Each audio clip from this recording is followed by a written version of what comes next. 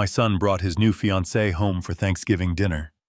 She was polished, articulate, and seemed absolutely perfect. But halfway through the meal, my boy accidentally dropped his napkin. When he reached down, he deliberately flipped his coffee mug upside down on my old oak table. It was a silent signal we created when he was just a teenager. A code that meant, "Dad, I am in terrible trouble, and I cannot speak."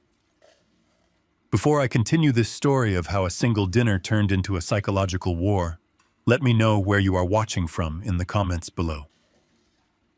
Hit like and subscribe if you have ever had to protect your family from a predator wearing a smile. My name is Douglas Wright. I am 65 years old. To anyone looking from the outside, I am just a quiet widower living out my retirement in a rustic cabin in the woods of upstate New York. I wear flannel shirts that have seen better days. I chop my own firewood to keep my joints moving, and I brew my coffee in a chipped ceramic pot. That is exactly the image I wanted the world to see. It is exactly the image I wanted my son Connor to see. I never burdened him with the truth of my 30 years working as a forensic auditor, quietly dismantling corporate fraud rings and international extortion syndicates for the federal government.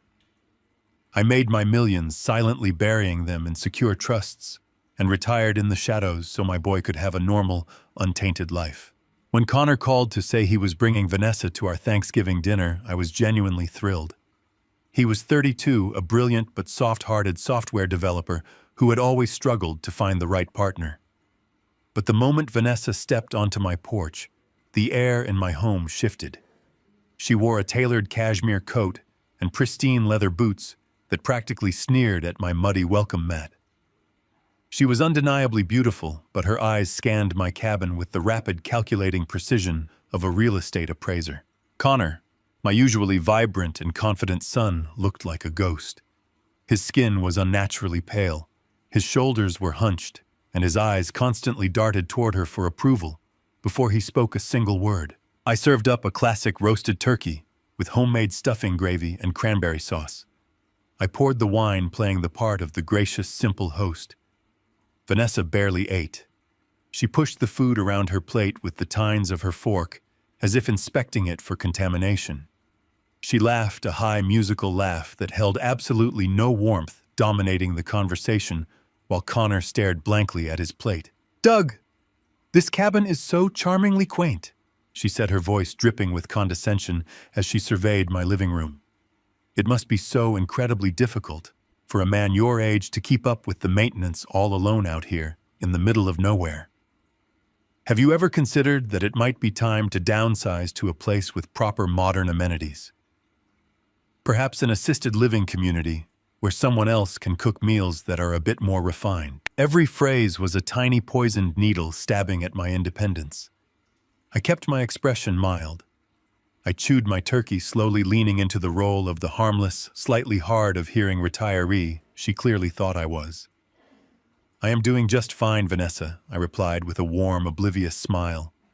"The fresh air keeps my lungs strong, and the quiet keeps my mind sharp." Connor kept his gaze fixed on the tablecloth. "Yes, Dad is fine," he mumbled, his voice sounding hollow and entirely stripped of its usual warmth.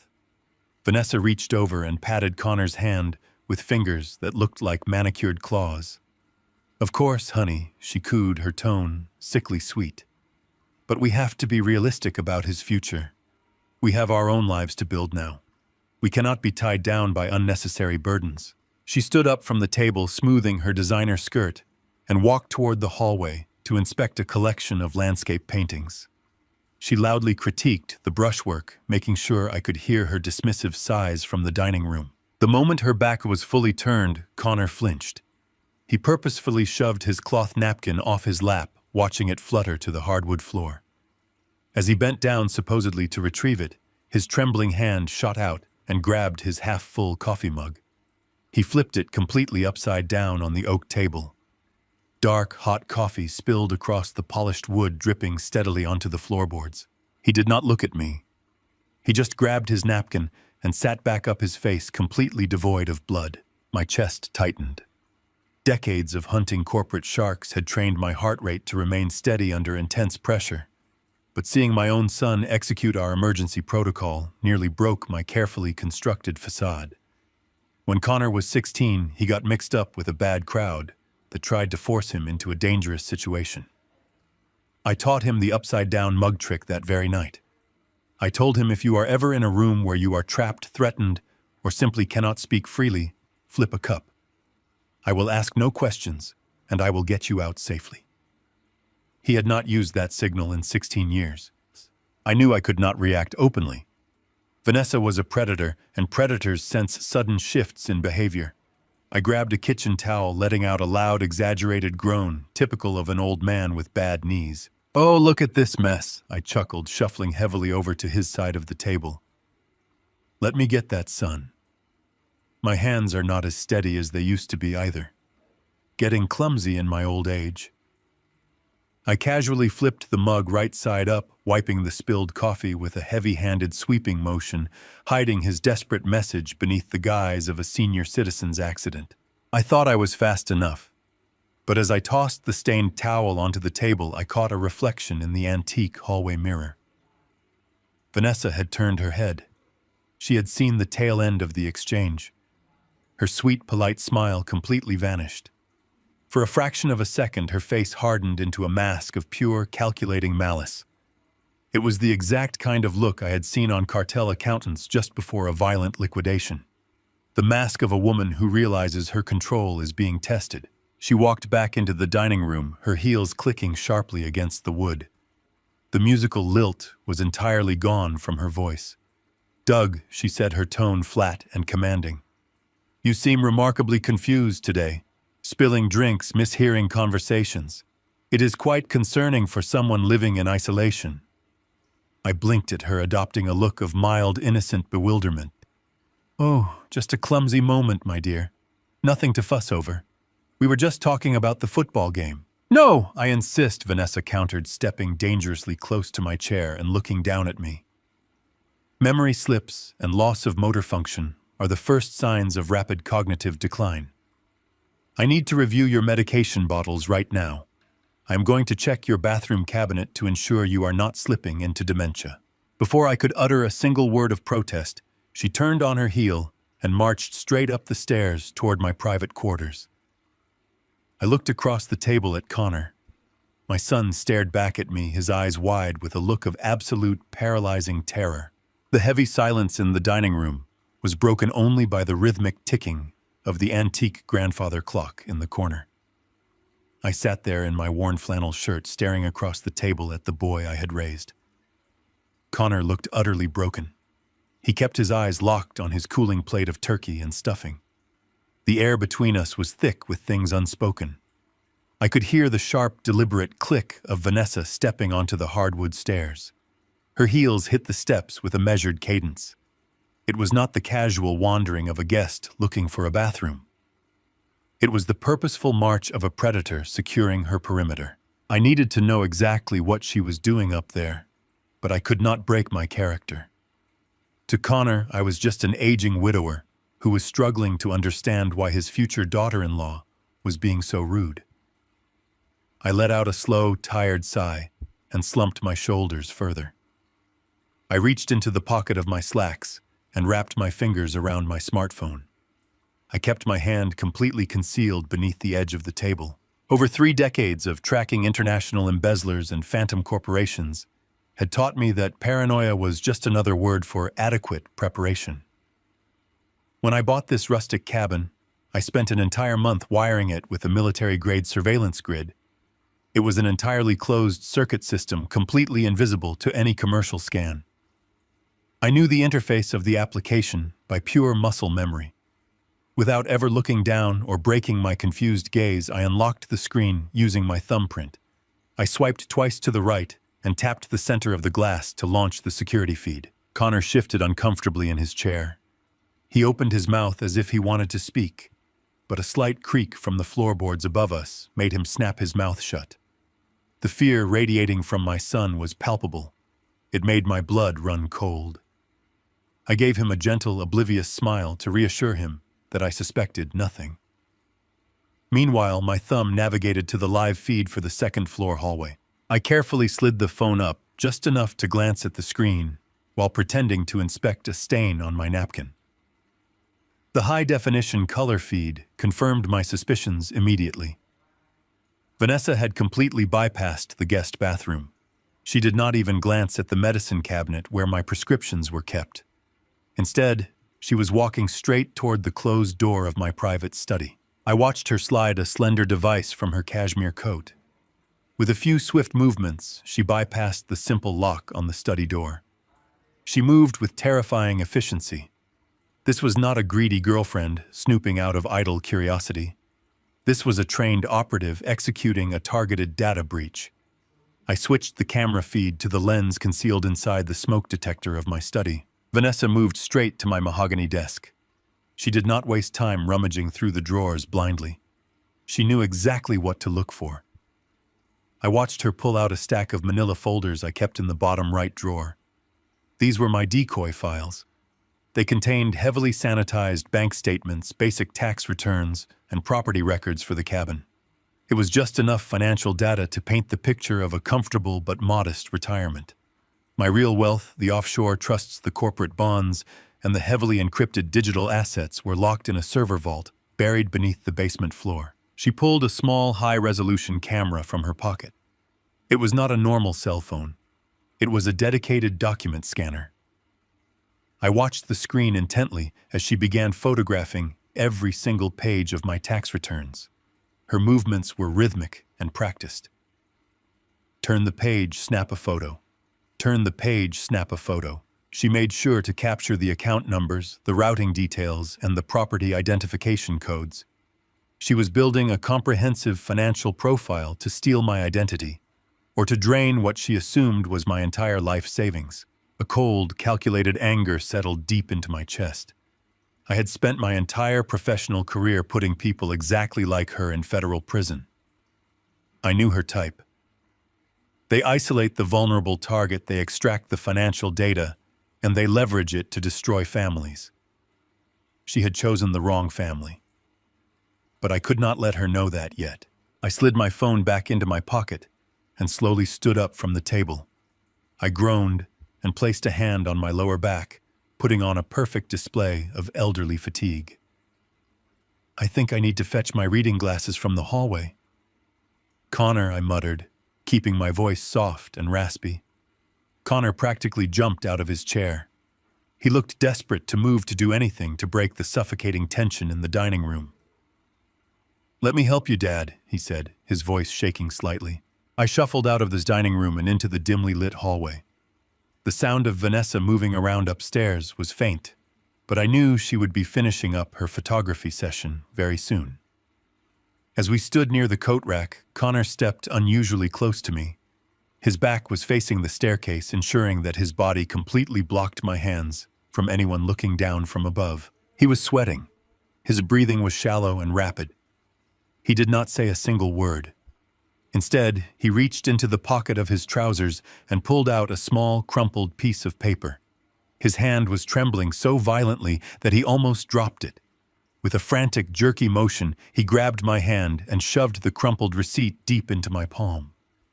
He squeezed my fingers closed over it, his eyes begging me silently to understand the gravity of the situation. I felt the rough texture of the paper against my skin. I did not unfold it. I did not look at it. I simply slid it deep into the front pocket of my flannel shirt, maintaining a blank and pleasant expression on my face. I gave his shoulder a reassuring squeeze. Before Connor could open his mouth to whisper an explanation, the sharp clatter of leather heels echoed from the top of the staircase. The sound cut through the air like a gunshot. We both looked up.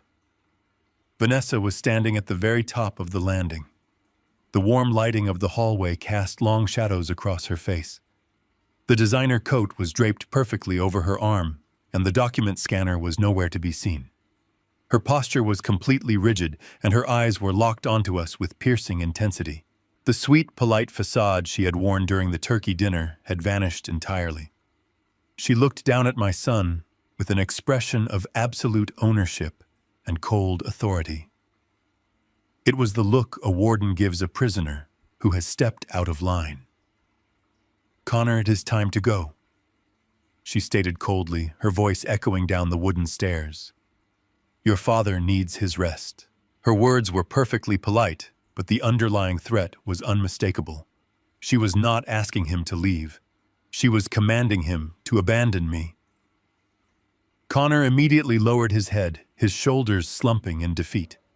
I watched my son walk toward the door, leaving me alone in the cabin with a crumpled piece of paper that was about to blow my quiet retirement completely apart. The heavy wooden door clicked shut.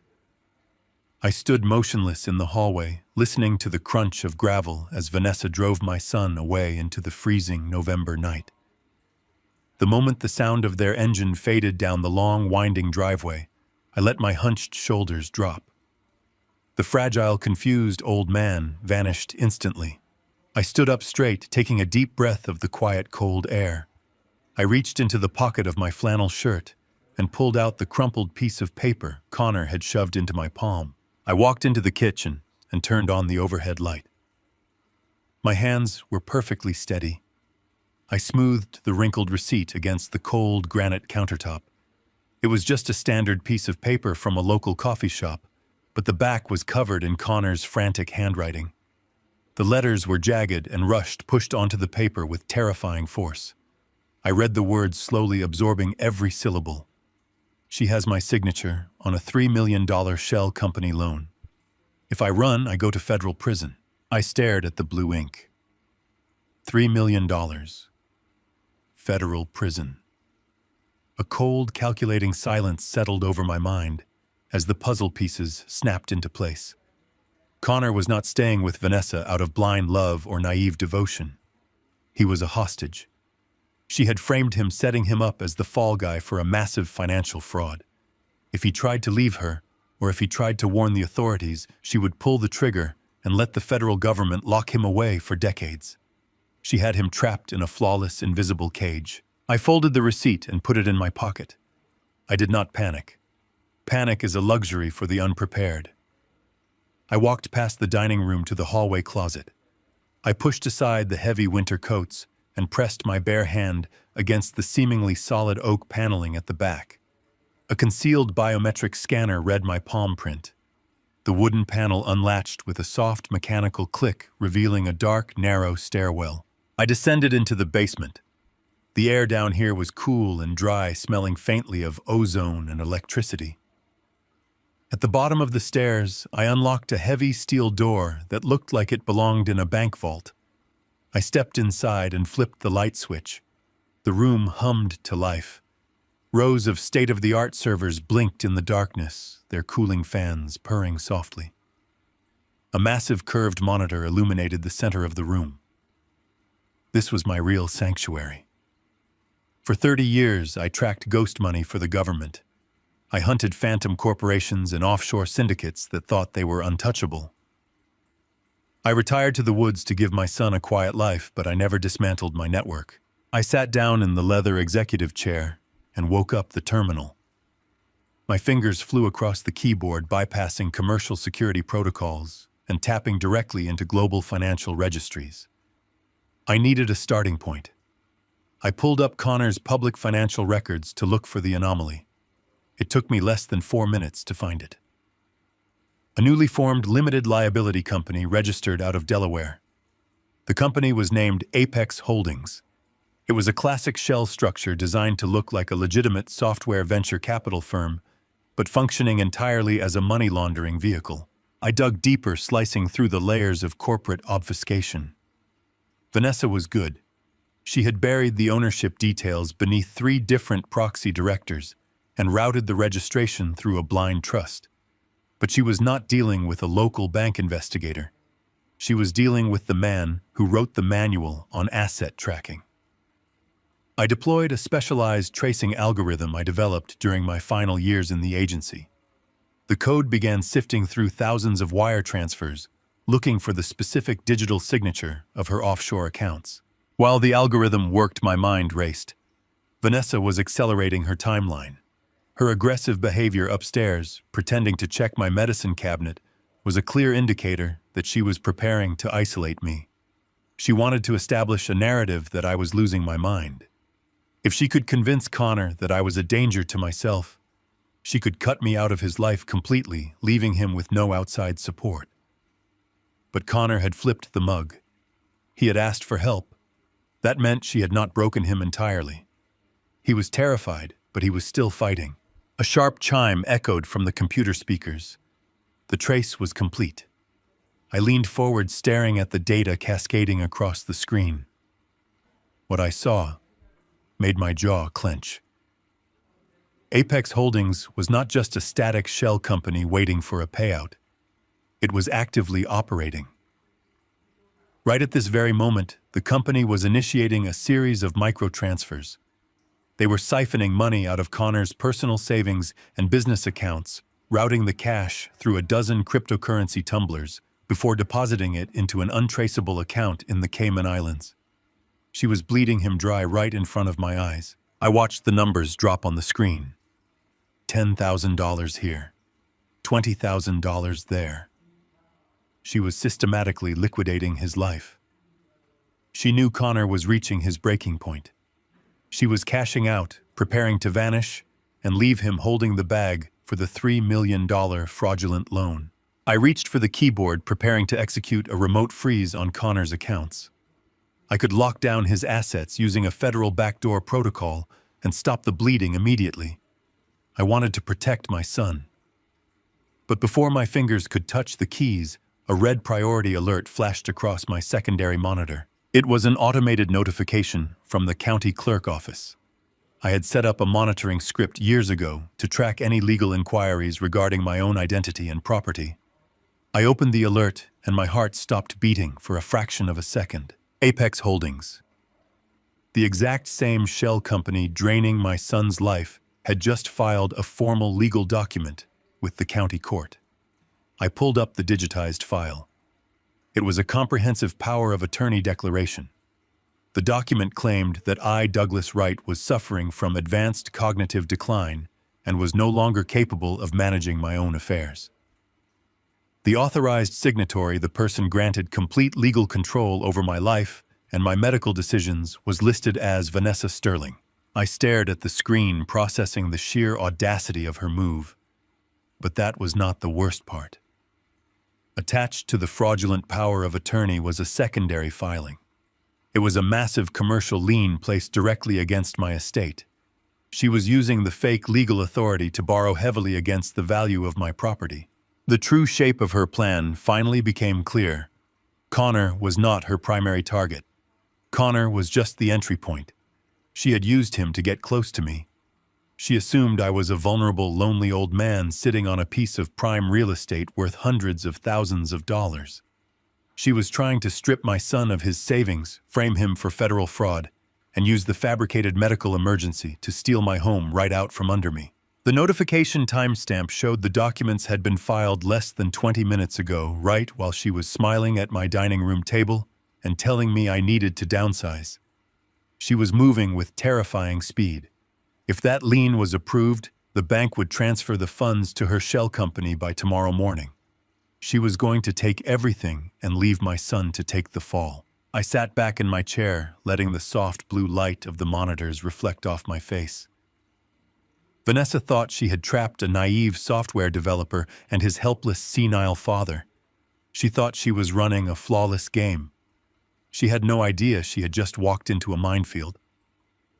I cracked my knuckles and reached for the secure, encrypted phone resting on my desk. The time for pretending was over. I stared at the encrypted smartphone resting on my mahogany desk.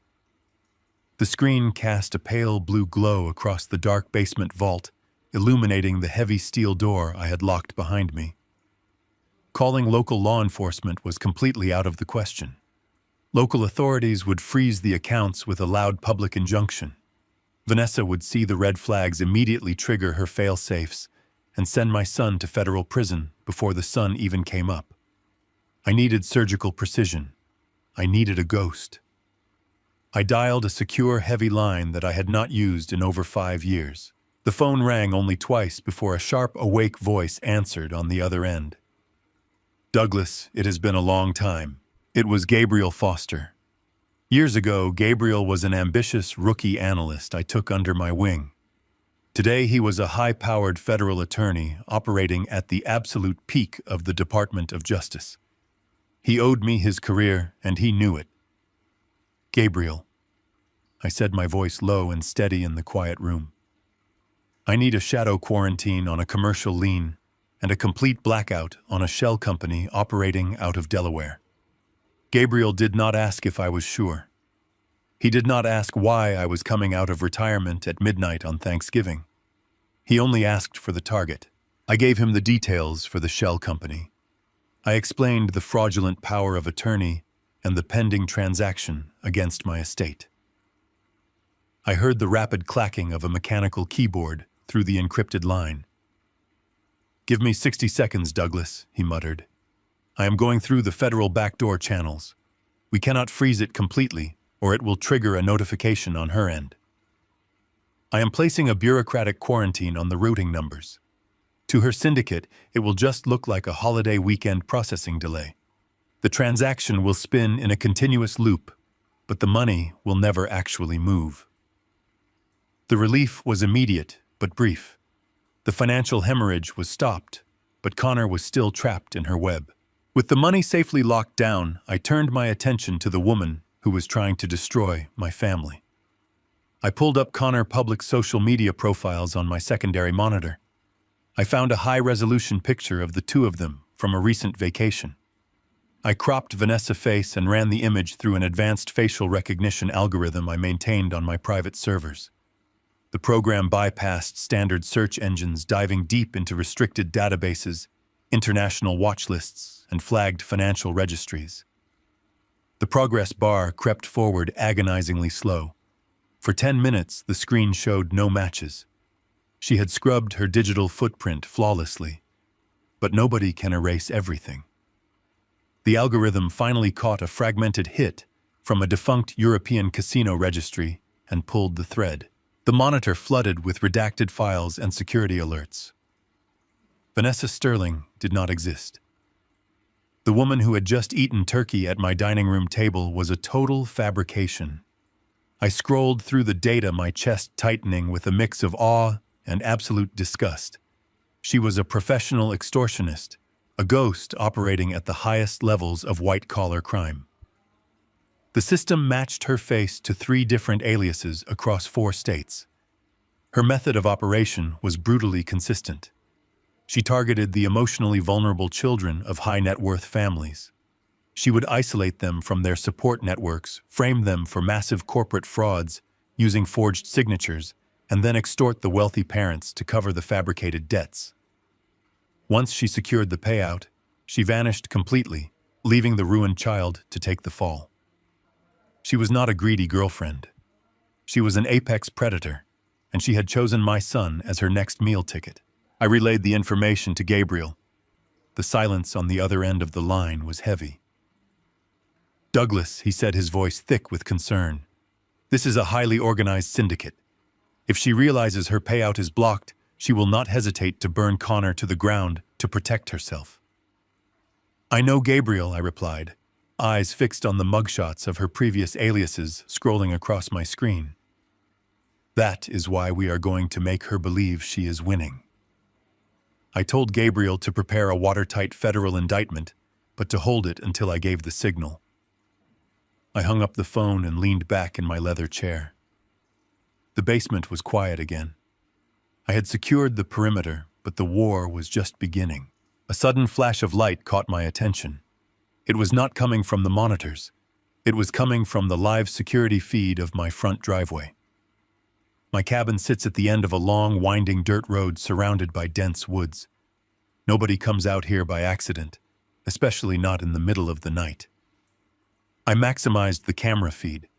A heavy black SUV had just pulled to a stop at the edge of my property. The headlights cut aggressively through the bare autumn trees, casting long, sharp shadows across the frost-covered lawn. The engine idled quietly in the freezing November air. The windows were heavily tinted, hiding the occupants inside. My pulse quickened, but I remained perfectly still. They were probing the defenses, seeing if the old man was asleep. Then my cell phone illuminated the dark desk. The caller ID displayed Vanessa's name. She was sitting right outside my house in the dead of night. I picked up the phone, taking a deep breath to summon the frail, frightened old man she expected to hear. I pressed the answer button. "Hello," I asked, my voice trembling perfectly, conveying the confusion of a senior citizen woken from his sleep. "Doug," she said. The musical, polite tone she had used all evening was entirely gone. Her voice was cold, metallic, and utterly devoid of humanity. It was the voice of an executioner. "Listen to me very carefully, old man. I know you are confused, but you need to understand reality. Your son is in very deep trouble. He committed a massive financial fraud. If I make one phone call, he goes to federal prison for the rest of his life." I let out a sharp gasp, gripping the edge of my desk. "What are you talking about?" I pleaded, forcing a desperate sob into my throat. "Connor is a good boy. He would never do anything illegal. Please do not hurt my son." "Cut the pathetic crying," she snapped, cutting me off with brutal efficiency. "I am the only one keeping him out of handcuffs right now. But keeping this quiet is expensive. You have a very valuable piece of property, Doug. Tomorrow morning you are coming to my family lawyer to sign the deed of this house over to me. If you hesitate, if you try to call the police, or if you breathe a word of this to Connor, I will press send on a file that will destroy your boy forever. Have a good night, Doug." The line went dead. I lowered the phone from my ear, staring at the black SUV idling on the camera feed. She thought she had me cornered. She thought I was a terrified father ready to sacrifice everything to save his child. A slow, cold smile crept across my face as the SUV backed out of my driveway and disappeared into the night. She had no idea she just threatened a man who dismantled syndicates for breakfast. I stared at the dead screen of my phone for exactly 3 seconds before dialing her number right back. If I wanted her to believe she had completely broken me, I had to sell the performance of a lifetime. The line rang once before she answered. I did not give her a chance to speak. I launched into a perfectly executed symphony of panic. My breath came in short, ragged gasps. I forced my voice to crack and tremble, begging her to please explain what was happening to my boy. I stuttered, apologizing repeatedly and pleading with her not to let Connor go to prison. I told her I was just a retired old man who did not understand business or loans. I cried real tears, squeezing my eyes shut to make my voice sound thick and pathetic. I told her I would give her the cabin, the land, my savings, anything she wanted as long as she spared my son. Vanessa soaked up every second of my manufactured desperation. Her tone became soothing again, but it was the sickening comfort of a spider wrapping its prey. She told me to meet her at her family attorney office first thing on Black Friday morning to sign the property transfer. She promised that once the deed was in her name, the entire problem would vanish and Connor would be safe. I agreed profusely, thanking her over and over again until she hung up the phone. The moment the call ended, I wiped my face and took a slow, deep breath. The performance was exhausting, but it bought us the exact window of time we needed. I picked up the encrypted line and called Gabriel back. I told him we had 48 hours until the meeting on Black Friday. I instructed him to use that time to build an airtight federal indictment, wrapping up every single shell company, alias, and offshore account connected to her syndicate. We needed a cage so strong that not a single member of her network could slip through the bars. For the next 2 days, I barely slept. I stayed in my basement command center monitoring the quarantine Gabriel had placed on Connor financial accounts. The syndicate kept running automated attempts to pull the funds, blindly bumping against the invisible federal wall we had erected. To them, it looked like a standard holiday banking delay. To me, it looked like a ticking time bomb. The silence in the cabin was heavy and oppressive, but I used the quiet to map out every possible variable. I went over the blueprints of the trap we were setting, ensuring there were no loose ends.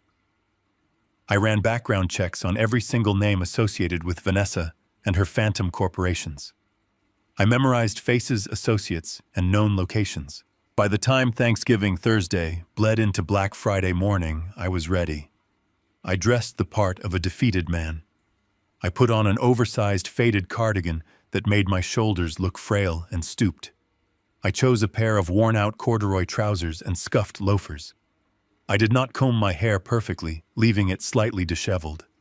I practiced a vacant, terrified look in the mirror. I needed to look like a man who had lost his entire world, a man who was surrendering his dignity to save his only child. The law office was located in a sleek, modern building in the center of the city. It was a cold, intimidating environment designed to make vulnerable people feel small and powerless. Glass walls, chrome fixtures, and pristine white marble floors reflected the icy nature of the people running the operation. I shuffled off the elevator, taking slow, deliberate steps. I leaned heavily on a walking cane I had bought specifically for this occasion. The receptionist did not even look up from her monitor when I approached the desk. She simply pointed down a long, sterile hallway toward a frosted glass door at the very end. As I pushed the heavy door open, the air inside the conference room felt thick and suffocating. Vanessa was sitting at the head of a massive mahogany table. She looked immaculate, wearing a sharp charcoal business suit and a pearl necklace. She smiled warmly when I entered, but the smile was entirely predatory. Sitting adjacent to her was a man in an expensive tailored suit, presenting himself as the family attorney. He had slicked back hair and a condescending gaze. He looked like the kind of man who made a living foreclosing on orphanages. But my eyes immediately bypassed them both and landed on the far corner of the room. Connor was sitting in a low leather chair near the window. My heart physically ached when I saw him. He looked completely destroyed. His eyes were bloodshot, his skin was ashen, and he was staring at the floor with absolute hopelessness. He looked like a man who had accepted a life sentence. He did not look up when I walked in. He was ready to take the fall to go to federal prison just to protect his old father from being thrown out on the street. He truly believed he had ruined our lives, and he was carrying the entire weight of that fabricated guilt on his shoulders. I wanted to walk over and hold him to tell him that everything was under control, that he was safe. I wanted to tell him that the woman sitting across the table was about to face the wrath of a phantom auditor who had dismantled cartels. But I had to maintain the charade. I shuffled toward the empty chair at the table, allowing my hands to shake visibly as I pulled it out. The attorney cleared his throat with a practiced air of authority. He pushed a thick stack of legal documents across the polished wood. It was the deed transfer surrendering my home and my entire estate directly to Vanessa Shell Company. The paperwork was dense, filled with confusing legal jargon designed to overwhelm a layman. A third person stepped out from the shadows near the door to act as the official witness. It was the notary public holding a heavy stamp and a clipboard. I glanced at the notary, and an electric jolt of recognition fired through my brain. I knew that face. I had seen his mugshot just 2 nights ago on my secure monitors. He was not a state official. He was a known associate of the extortion ring wanted in 3 states for wire fraud and identity theft. The syndicate had brought their own inside man to guarantee the paperwork looked legitimate to the county clerk. The fake attorney tapped the thick stack of papers with his index finger. He spoke slowly and loudly, as if addressing a toddler. He told me to sign on the dotted lines to finalize the transition of my assets. He extended his hand and held out a heavy silver pen directly toward me, expecting me to sign my life away. I stared at the heavy silver pen extended toward me by the slick attorney. The polished metal caught the harsh fluorescent lighting of the conference room, reflecting a cold, blinding glare. The attorney gave the pen a slight, impatient shake, expecting me to take it and blindly sign away my entire life. I kept my hands resting on my knees, letting them tremble just enough to look incredibly pathetic. I cleared my throat, producing a weak and raspy sound that echoed awkwardly in the stifling silence of the room. I could smell the cheap, overpowering cologne the attorney wore, a scent that poorly masked the stale smell of cigarette smoke clinging to his suit. "No, thank you," I mumbled, keeping my eyes downcast toward the polished mahogany table. I brought my own. Vanessa let out a sharp, exasperated sigh. The sound was meticulously designed to make me feel small and bothersome, like a disobedient child interrupting adult matters. "Oh, for heaven's sake, Doug just used the pen." She snapped her facade of patience, wearing incredibly thin. "We have a very busy schedule today, and we need to get this filed with the county before the holiday weekend begins. I reached a shaky hand into the front pocket of my faded cardigan. I pulled out a simple, cheap-looking black ballpoint pen. It was scratched along the barrel and looked like something you might find abandoned on the floor of a post office. "I am sorry," I whispered, clutching the cheap plastic tightly to my chest. "It is just a silly superstition of an old man. My late wife gave me this pen. I use it for every important document. Please just let me use my own pen." The fake attorney rolled his eyes heavily and looked at Vanessa, seeking permission to indulge my foolishness. She gave a curt, dismissive nod, waving her manicured hand in the air. "If it makes the old fool move faster, let him use the garbage pen," she muttered under her breath, making absolutely sure Connor could hear her cruelty. But Connor did not react to her insult. He remained slumped in his low leather chair, staring vacantly at the floorboards, completely consumed by the false guilt she had masterfully planted in his mind. I uncapped the pen and pulled the thick stack of legal documents closer to me. The paper was heavy and expensive, carrying the distinct scent of fresh toner. The deed transfer, the power of attorney, the complete relinquishment of my estate. It was all laid out there, bound together with a menacing finality. To Vanessa and her syndicate, my cheap black pen was just a pathetic symbol of an old man clinging hopelessly to the past. They had absolutely no idea that the pen was a specialized piece of equipment I had utilized frequently during my decades working as a forensic auditor. The cartridge inside the scratched plastic casing was not filled with standard ballpoint ink. It was loaded with a highly advanced thermal disappearing compound used strictly in covert federal operations. The blue ink flowed smoothly over the paper and looked perfectly normal to the naked eye. But the chemical composition was incredibly unstable. Within exactly 12 hours of exposure to normal room temperature, the chemical bonds holding the pigment together would completely evaporate. By tomorrow morning, that thick stack of binding legal documents would be nothing more than blank, useless parchment sitting in a county clerk tray. But to make the trap absolutely airtight, I needed to add one more layer of security. A blank document could potentially be contested in court, but a forged or invalid signature added an entirely new dimension of fraud to their impending federal indictment. I placed the tip of the pen on the first designated signature line. I let out a soft, pathetic whimper, making my chest heave. I looked across the wide room at my son. "Connor, please," I whispered, forcing a desperate tear to form in the corner of my eye and trace its way slowly down my wrinkled cheek. "Please tell me this is going to be okay. Tell me we are doing the right thing." Connor squeezed his eyes tightly shut, unable to bear the sight of my manufactured pain. A single tear escaped his lashes and fell onto the dark fabric of his trousers. "I am so sorry, Dad." He choked out, his voice barely a whisper in the quiet room. "I am so sorry I ruined everything.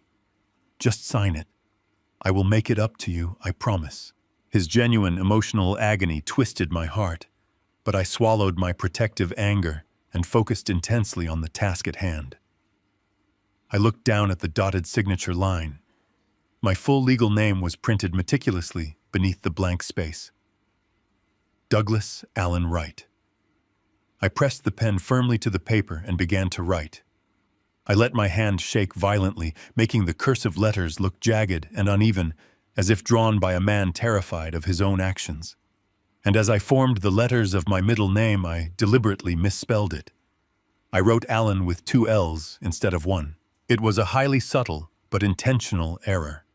In corporate property law, a signature that does not legally match the printed name on a deed of transfer immediately flags the document as contested in a county clerk system. Even if the thermal ink magically failed to vanish, the misspelled middle name guaranteed the commercial lien would be rejected during processing, locking them out of my equity entirely. I turned to the next page and repeated the deliberate process. Douglas Allen Wright. Page after page, I signed away my home, my land, and my savings. With every careful stroke of the pen, I poured all my manufactured grief into the performance. I let a few tears fall directly onto the expensive parchment creating small, damp blisters on the paper to sell my utter devastation. The notary, the wanted criminal acting as an official witness, leaned over and stamped each page with a loud, definitive thud, sealing the fake transaction. When I finally reached the final page, my hand was cramping from the deliberate tension I held in my fingers. I signed the final misspelled name and let the pen drop from my grasp. It clattered loudly against the mahogany table. I covered my face with both hands and let out a broken, ragged sob. I let my shoulders heave, projecting the image of a man who had just surrendered his last shred of dignity to save his son. Vanessa did not waste a single second. She lunged forward and snatched the thick folder right out from under my trembling hands. She clutched the documents to her chest as if she had just won the lottery. All traces of the sweet, polite daughter-in-law melted away instantly. Her eyes were alight with pure, predatory triumph. She looked down at me with an expression of absolute, undisguised disgust. "Good boy," she sneered, her voice dripping with poisonous venom. "Now go home and sit quietly in your cabin before you do something else to embarrass yourself." She did not say thank you. She did not offer a single word of comfort to Connor. She simply turned on her heel and marched toward the frosted glass door. The fake attorney and the criminal notary trailed closely behind her, like obedient dogs, leaving us completely alone in the sterile conference room. Connor finally stood up from his chair. He walked over to me slowly, his legs looking heavy and weak. He wrapped his arms tightly around my shoulders and buried his face in my neck, crying silently into my cardigan. "It is going to be okay, Dad," he whispered, his entire body shaking with fear and relief. "I am going to figure this out. I am going to protect you now." I hugged him back, resting my chin on his shoulder. My tears stopped immediately. My face returned to a mask of cold, hard calculation. I reached into my pocket and felt the small receiver connecting to the audio bug I had discreetly slipped into the lining of Vanessa's cashmere coat when she had hung it on the rack in my hallway on Thanksgiving Day. I patted Connor on the back, offering him gentle, empty words of comfort, while I mentally counted the seconds it would take Vanessa to reach the underground parking garage. I slipped the tiny wireless earpiece into my right ear, hiding it completely beneath the collar of my cardigan. I tapped the activation button on my phone inside my pocket, holding my breath as the signal connected. The audio feed crackled to life with crisp digital clarity. I could hear the sharp clicking of her heels against the concrete floor of the parking garage, followed by the electronic chirp of a car unlocking. I heard the heavy door of her luxury sedan open and slam shut, cutting off the ambient noise of the city. Then I heard the sound of her phone dialing. It rang twice before a deep, gruff voice answered on the other end of the line. "Is it done?" the voice asked, lacking any form of greeting. Vanessa let out a loud, arrogant laugh that echoed painfully through my earpiece. "It is perfectly done," she boasted, her voice bouncing in the quiet cabin of her car. The old man broke completely. He sat there and cried like a baby while he signed over the entire estate. "I have the notarized deed right here in my hands." "Excellent," the gruff voice replied. "What about the boy? Do we string him along until the property clears the bank?" I held my breath, pressing the earpiece deeper into my ear. I looked at Connor, who was still wiping his eyes, completely unaware of the execution order being issued against him at this very moment. "No," Vanessa stated, her tone turning brutally cold. "The property is secured, and the boy is a liability now. Liquidate his remaining accounts at midnight tonight. Take every last cent he has left to his name." And then the voice asked, "And then you cut him loose," Vanessa ordered. "Forward the fake embezzlement evidence to the federal authorities anonymously first thing in the morning. Let the feds pick him up and lock him away. Our job here is finished." The drive back from the law office was suffocatingly quiet. Connor kept his eyes fixed on the passenger side window, watching the gray city blocks blur past. He was vibrating with a silent, toxic mixture of shame and terror, completely consumed by the belief that his financial negligence was about to cost me my home and my freedom. I pulled my old sedan up to the curb outside his apartment building, keeping my hands wrapped tightly around the steering wheel to maintain the illusion of a terrified, trembling father. I told him I needed to go lie down and rest my heart. He nodded weakly, apologizing one last time before stepping out into the freezing wind. I waited exactly until the heavy glass door of his lobby swung shut behind him. Then my hunched shoulders squared. My grip on the steering wheel turned to iron. I shifted the car into gear and drove in the opposite direction, leaving the fragile old man persona sitting on the curb. I had less than 10 hours before midnight. Less than 10 hours before Vanessa and her syndicate executed the kill switch on my son, liquidating his remaining accounts and framing him for a $3 million federal fraud. I bypassed the main highways and took a series of back roads until I reached an old forgotten diner on the edge of the county line. The parking lot was empty save for a rusted pickup truck. I took a booth in the far back corner facing the door and pulled my encrypted laptop from my canvas bag. I booted the system and immediately opened a secure line to Gabriel Foster. I did not waste time with pleasantries. I relayed the audio intercept I had captured in the parking garage detailing the midnight liquidation order. Gabriel remained dead silent on the other end of the line, absorbing the magnitude of the escalation. "They are moving to burn him," Gabriel finally said, his voice tight with professional urgency. "If that money leaves his accounts tonight, the paper trail will cement his guilt in the eyes of the Securities and Exchange Commission. We cannot let that wire transfer hit the open banking network." I told Gabriel I wanted a federal shadow account. It was an aggressive countermeasure we used to use against offshore money launderers. Gabriel hesitated for a fraction of a second, reminding me that setting up a shadow routing protocol without a signed judicial warrant was highly irregular. I reminded him that the woman organizing this theft was currently carrying a deed to my home secured with disappearing thermal ink and a forged notary stamp. Gabriel dropped his objections immediately. He began typing furiously on his end, patching into the Department of Justice Cyber Division. We worked together for 3 solid hours, building a digital blockade around Connor financial identity. We coded a trapdoor into his routing numbers. When the syndicate initiated the midnight sweep, the money would appear to leave his accounts normally, but instead of crossing into international waters, it would be instantly swallowed by a secure, heavily encrypted federal holding vault. With the digital snare armed and waiting, I needed to pull my son out of the psychological hell he was living in. I pulled out a clean burner phone and typed a message to a hidden encrypted messenger application I had secretly installed on Connor's personal laptop months ago, just in case of an emergency like this. I instructed him to leave his cell phone, his smartwatch, and any internet-connected device in his apartment. I told him to take a cash taxi to the diner and to make sure he was not followed. Connor walked through the diner doors 40 minutes later. He looked like a man walking to the gallows. He was shivering without a winter coat, his eyes darting around the empty restaurant in pure panic. He slid into the vinyl booth across from me, refusing to meet my gaze. "Dad," he whispered, his voice cracking. "Why did you make me come here? Vanessa is going to be furious if she finds out I left the apartment. She said we cannot make any sudden moves until the house deed clears the county records." I reached across the sticky Formica table and closed my laptop screen halfway. I looked my son directly in the eyes. I dropped the raspy, fragile tone I had used all day. My voice was deep, steady, and commanded absolute authority. "Vanessa is not going to clear anything I said clearly and firmly.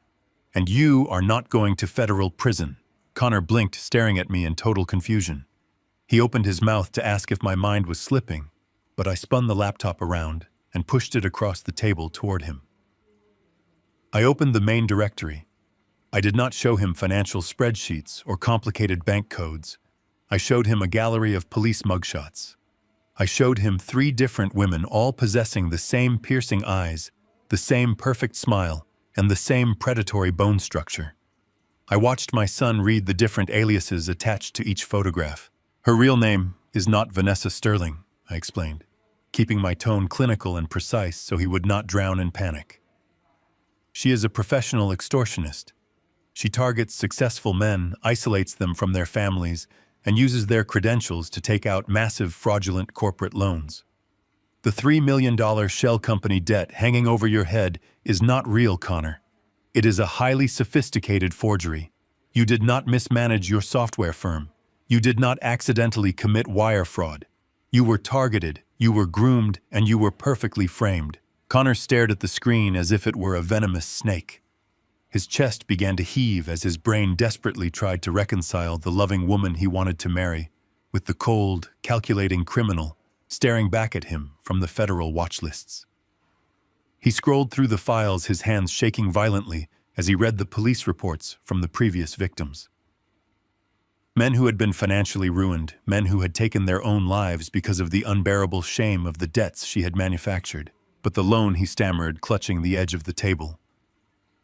I saw my signature on the documents. I authorized the server access. She told me I made a mistake holding the data for the overseas clients. She manipulated your network logs, I corrected him. She used your emotional attachment to blind your professional judgment.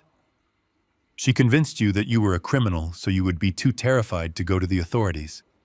She manufactured a crisis so massive that you would gladly let her steal my entire estate just to keep you out of a jail cell. The realization hit him with the force of a freight train. The crushing, suffocating guilt he had been carrying for weeks suddenly vanished, leaving behind a massive gaping crater of absolute betrayal. His shoulders began to shake. He buried his face in his hands and broke down completely right there in the diner booth. He wept for the illusion of his relationship, for the betrayal of his trust, and for the sheer terror he had endured. I did not tell him to stop crying. I let him purge the poison from his system. I simply reached across the table and gripped his shoulder, letting him know that the isolation was over. When his breathing finally slowed, I handed him a napkin. We have less than an hour until midnight, I told him. At 12 o'clock exactly, her syndicate is going to attempt to liquidate every remaining dollar in your name and leave you with nothing. We are going to sit here and watch them fail. Connor wiped his face, staring at the digital clock on the bottom corner of the computer monitor. The diner was dead quiet. The minutes ticked by with agonizing slowness. At 1 minute to midnight, Gabriel sent a secure ping confirming the shadow account was active and waiting. I opened the live transaction terminal on the screen. 10 seconds. 5 seconds. At exactly midnight, the screen flashed red. An automated script originating from an untraceable server in Eastern Europe executed a sweeping withdrawal command against Connor banking profile. I watched my son hold his breath as the digital numbers began to drain. But instead of routing through the usual offshore tumblers, the data stream slammed violently into Gabriel's invisible federal wall. The numbers scrambled, flashed green, and settled safely into the Department of Justice holding vault. The transaction was intercepted. The money was completely secured. Connor let out a massive, shuddering exhale, slumping back against the vinyl booth. We caught them. He whispered, a frantic, hopeful smile breaking across his face. But my eyes remained locked on the monitor. A highly organized syndicate does not just accept a failed transfer. They monitor their networks with aggressive security protocols. Within 40 seconds, the terminal registered an external ping. The syndicate automated system had recognized that the routing protocol belonged to a federal enforcement agency. They knew the money had not bounced due to a bank error. They knew they had stepped into a trap. Right beside my laptop, my untraceable burner phone suddenly vibrated against the table. The screen lit up with an incoming text message from an unknown encrypted number. The timing was too perfect to be a coincidence. I reached out and picked up the phone. I opened the message, reading the single line of text shining brightly in the dim light of the diner. You think you are smart, old man. We are coming to the house. I stared at the glowing screen of the burner phone, reading the threat over and over. We are coming to the house. The syndicate thought they were initiating a reign of terror. They thought they were sending a message to a frightened civilian who had gotten lucky with a bank transfer. I slowly slid the phone into my pocket and looked across the diner table at Connor. He was pale, his eyes wide with renewed panic. He started to stammer, asking if we needed to call the police, if we needed to run and hide. I held up my hand, asking for absolute silence. I told him to stay exactly where he was. I ordered him not to leave the diner, not to answer any calls, and to order another cup of coffee. I told him his father had some yard work to take care of.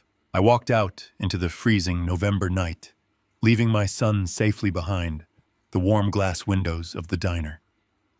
The drive back to my property took exactly 14 minutes. I did not speed. I did not rush. I drove with the calm, steady precision of a man heading into a familiar workspace. The rural roads were completely empty, swallowed by the pitch-black darkness of the upstate woods.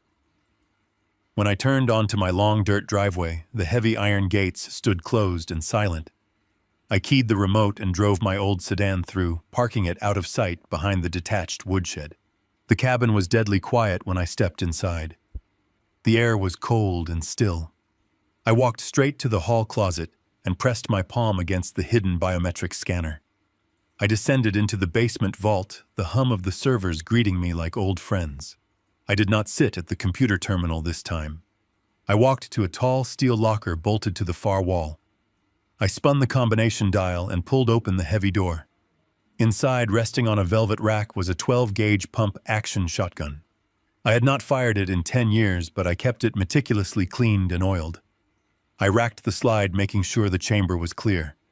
I was not planning to shoot anyone tonight. I was planning to orchestrate a psychological dismantling. An unloaded weapon is just a piece of metal, but in the dark, illuminated by the right lighting, it is a universal language of absolute authority. I carried the shotgun upstairs and laid it gently on the kitchen counter. I pulled out my secure phone and dialed Gabriel. He answered immediately. I told him we had incoming hostiles. I gave him the coordinates of my driveway and told him to stand by. I needed him to access the federal biometric database and link it directly to the facial recognition cameras mounted on my front porch. Gabriel understood the assignment instantly. He told me he was tapping into the National Crime Information Center and would be ready to speak the moment they stepped out of their vehicle. I put the phone on speaker, maximizing the volume, and set it down next to the shotgun. I turned off every single light inside the cabin. The house plunged into total darkness. I stood by the front window, looking out through the wooden blinds. The freezing wind rustled the bare branches of the oak trees, casting long skeletal shadows across the frost-covered lawn. I waited. In my 30 years of hunting criminals, I learned that the waiting is what breaks amateur operatives. But I was not an amateur. I controlled my breathing, slowing my heart rate down to a steady, calm rhythm. 20 minutes later, the silence of the woods was broken by the low, heavy growl of a powerful engine. Through the trees, I saw the sweep of headlights cutting through the darkness. The black SUV had returned. It crawled to a stop in front of my heavy iron gates. I watched on my tablet screen as two large men stepped out of the vehicle. They were dressed in dark tactical clothing, moving with the arrogant swagger of street-level enforcers. They thought they were dealing with a terrified old man. They grabbed a heavy steel crowbar from the trunk and jammed it into the electronic locking mechanism of my gate. With a loud metallic snap, they forced the gate open, pushing it wide enough for the SUV to pass through. They climbed back into the vehicle and drove slowly down my winding driveway. The gravel crunched loudly beneath their heavy tires. They were taking their time, deliberately trying to build an atmosphere of intimidation. They parked roughly 30 feet from my front porch, leaving the engine running and the headlights shining directly at my front door. The two men stepped out, leaving their doors open. They cracked their knuckles, stretching their massive shoulders, trying to look as menacing as possible. One of them pulled a metal pipe from his jacket, tapping it rhythmically against his open palm. They took 3 steps toward my porch. That was exactly when I sprang the trap. I pressed a single red button on my tablet screen. At the end of the driveway, the heavy iron gates slammed shut with a violent echoing crash. The sound made both men jump. The heavy steel locking bolts engaged, automatically sealing the perimeter. The enforcers spun around, staring at the closed gates in sudden confusion. Their escape route was entirely cut off. Their vehicle was trapped inside a fortified compound. Before they could process what had just happened, I triggered the secondary defense protocol. 12 high-lumen tactical floodlights mounted under the eaves of my roof ignited simultaneously. The blast of pure white light was blinding. It hit the two men with physical force, washing out the darkness and exposing them entirely. They threw their arms up over their faces, swearing loudly and stumbling backward toward their vehicle. The sudden transition from pitch black to stadium-level illumination disoriented them completely, stripping away their arrogant swagger in a fraction of a second. I opened the front door and stepped out onto the porch. The freezing wind hit my face, but I did not flinch. I held the pump-action shotgun casually across my chest, resting the barrel in the crook of my arm. I did not aim it at them. I did not need to. My posture communicated absolute dominant control. I looked down at the two blinded, disoriented men stumbling on my lawn. I reached into my pocket, pulled out the burner phone, and tossed it underhand. It landed with a soft clatter on the gravel exactly halfway between my boots and their vehicle. The man with the metal pipe lowered his arm, squinting against the blinding light. He looked from the shotgun in my hands down to the glowing phone on the ground. "Pick it up," I commanded, my voice echoing loudly in the quiet woods. My tone was not angry. It was terrifyingly calm. The man hesitated, his bravado completely evaporated. He slowly bent down, keeping his eyes fixed on the barrel of my shotgun, and picked up the phone. He held it up to his ear, his hand shaking visibly. Through the dead silence of the property, Gabriel's voice boomed from the phone speaker. The federal attorney did not say hello. He simply began reading. Marcus Vance, also known as Marcus the Jaw, wanted in Nevada for 2 counts of armed extortion and 1 count of aggravated assault. Your current primary residence is an apartment on West Elm Street where your girlfriend is currently sleeping. And your associate standing next to you is David Chen, wanted in federal court for wire fraud and interstate racketeering. Your mother lives in a nursing home in New Jersey, paid for by stolen funds. The color drained instantly from both men's faces. They stared at the phone as if it were a live grenade. They had come to intimidate a senile old man. Instead, they had walked blindly into a meticulously designed federal honey trap. Gabriel continued, speaking, his voice cold and unrelenting. You are currently standing on private property owned by a highly protected federal asset. You are surrounded by high-definition biometric cameras recording your presence for a federal grand jury.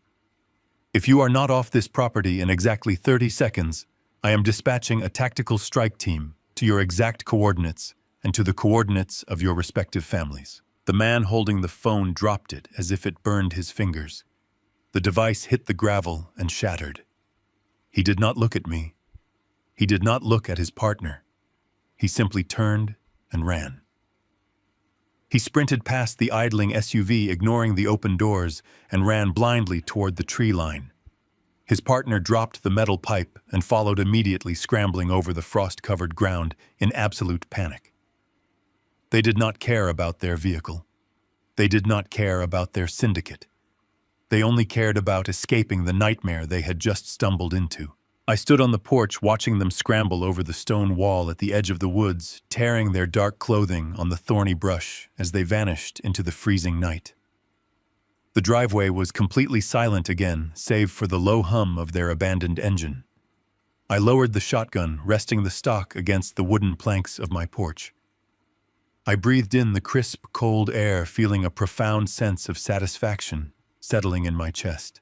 Vanessa had sent her muscle, expecting them to bring me to my knees. Instead, she had just lost her entire physical enforcement team. The men she relied on to intimidate her victims were currently running for their lives through the freezing wilderness, absolutely terrified of their own shadows. She had no protection left. She had no backup. She was completely isolated, believing she still controlled the narrative. She had no idea she was now standing entirely alone on a stage I had built just for her. The faded corduroy trousers and the oversized wool cardigan felt heavy as I pulled them off and dropped them onto my bedroom floor. For weeks, I had worn those clothes like a suffocating disguise, carefully constructing the image of a frail, terrified old man who was slowly losing his grip on reality. I walked over to the back of my closet and pushed aside the rows of flannel shirts. Reaching into the dark recess, I pulled out a heavy garment bag. I unzipped the canvas and carefully extracted a tailored charcoal gray suit. It was a bespoke garment cut with absolute precision, designed for boardrooms and federal tribunals. I put on a crisp white shirt, buttoned it to the collar, and fastened a dark silk tie. As I slipped the suit jacket over my shoulders, I looked at myself in the tall mirror. The fragile, shuffling retiree was completely gone. Staring back at me was the man who had spent 3 decades dismantling the most dangerous financial predators on the globe. I adjusted my cuffs, feeling the familiar weight of authority settle into my bones. The time for hiding was officially over. I drove to the city, taking my time as I navigated toward the upscale restaurant Vanessa had chosen for her engagement dinner. The venue was exactly what I expected from a professional grifter obsessed with the illusion of wealth. It was an exclusive, high-end establishment known for crystal chandeliers, white glove service, and exorbitant prices that kept the general public away. She had booked their private dining room, wanting to isolate Connor from the main crowd while she paraded him in front of her syndicate associates and a few carefully selected guests who believed her lies. She was funding this lavish display with the credit lines she had fraudulently opened, expecting my estate to cover the bill by morning. I parked my sedan a block away and walked toward the restaurant entrance. The cold November wind bit at my face, but I barely felt it. I stepped through the heavy glass doors and immediately caught the attention of the maitre d'. He was a tall, imposing man, trained to keep unwanted elements out of the dining area. He opened his mouth to ask for my reservation, but I did not give him the chance to speak. I walked directly up to him with a commanding presence that immediately forced him to take a step back.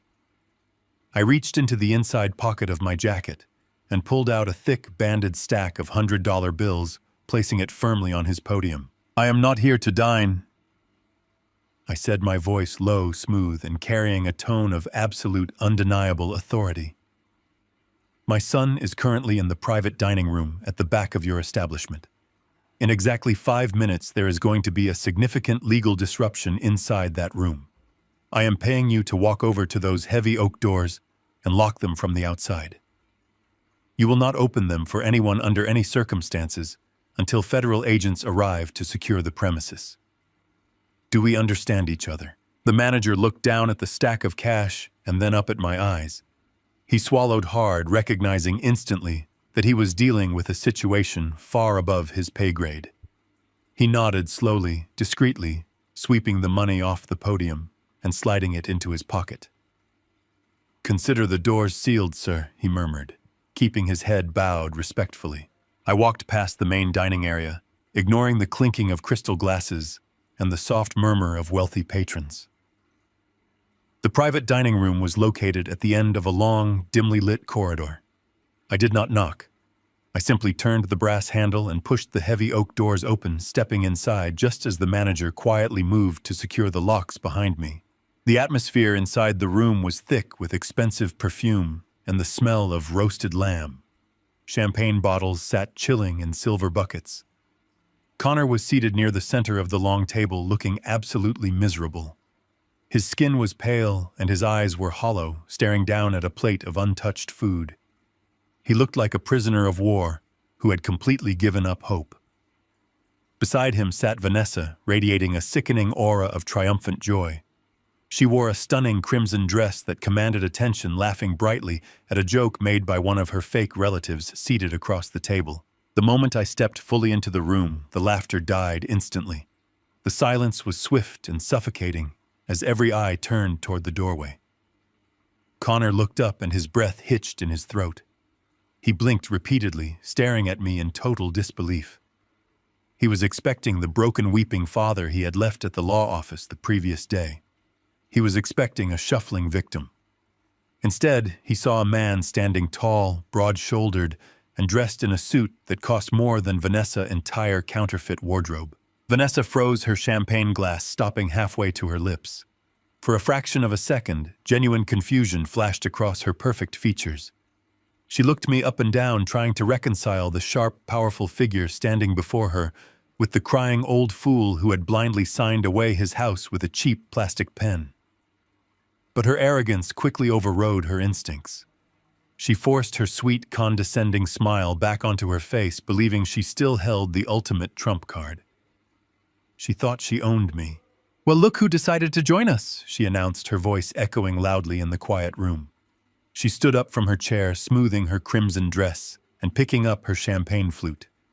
"I must say, Doug, I am surprised you found your way here all by yourself, given your recent struggles with memory and navigation. But since you are here, you are just in time for the big announcement." She tapped her manicured fingernail against her glass, drawing the attention of everyone at the table. She wanted an audience for her final victory lap. She wanted to humiliate me publicly, to cement her absolute dominance over my son and my legacy, family and friends. She began, her tone dripping with false affection.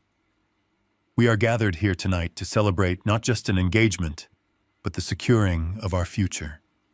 As many of you know, Connor father has been struggling deeply with his cognitive health. It has been a heartbreaking burden on my sweet fiancée to watch his mind slip away. But family steps up when times get hard." Connor squeezed his eyes shut, his hands gripping the edge of the table so tightly his knuckles turned white. I did not say a word. I simply stood at the head of the room, my hands clasped loosely in front of me, watching her dig her own grave with every single arrogant syllable. That is why I am so incredibly proud to announce that as of yesterday morning, I have officially taken over the management of the Wright family estate, Vanessa declared, beaming with pride. Doug has realized he can no longer care for himself. He has signed the necessary power of attorney and transferred the deed to his property over to my management firm. We have already selected a wonderful assisted living facility for him to move into this weekend, where he can finally get the round-the-clock medical supervision his deteriorating mind desperately requires. A few of her syndicate associates clapped politely, playing along with the charade.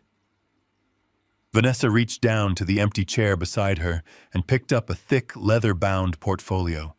It was the exact same folder she had aggressively snatched from my hands in the conference room. She held it up like a hunting trophy. "I have the notarized documents right here," she bragged, her eyes locking onto mine with an expression of pure vicious cruelty. "Everything is signed, sealed, and filed. The transition is complete, and Connor and I can finally begin our lives without any heavy, expensive burdens weighing us down." I tilted my head slightly, offering her a small, chillingly calm smile. "You should probably double-check those signatures, Vanessa," I said, my voice slicing clearly through the tense air of the dining room. "I hear cognitive decline can cause a man to make the strangest mistakes on important legal paperwork." Vanessa scoffed, rolling her eyes at my comment. She flipped open the heavy leather cover of the portfolio, preparing to display my tear-stained signature to the table. She looked down at the thick stack of expensive parchment. The triumphant smile on her face instantly vanished. The color completely drained from her cheeks, leaving her looking like a wax mannequin. She frantically flipped to the second page, then the third, tearing through the documents with growing aggressive desperation. Her breathing hitched, catching sharply in her throat. The thermal ink had performed flawlessly. After 12 hours at room temperature, the chemical bonds had completely evaporated, leaving absolutely no trace of pigment behind.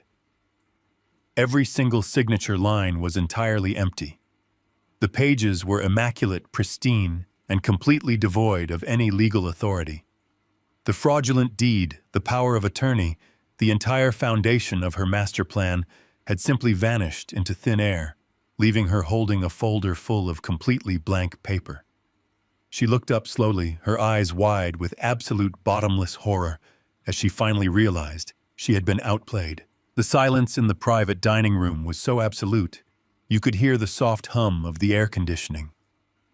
Vanessa stood at the head of the long table holding the empty folder, her face completely drained of color.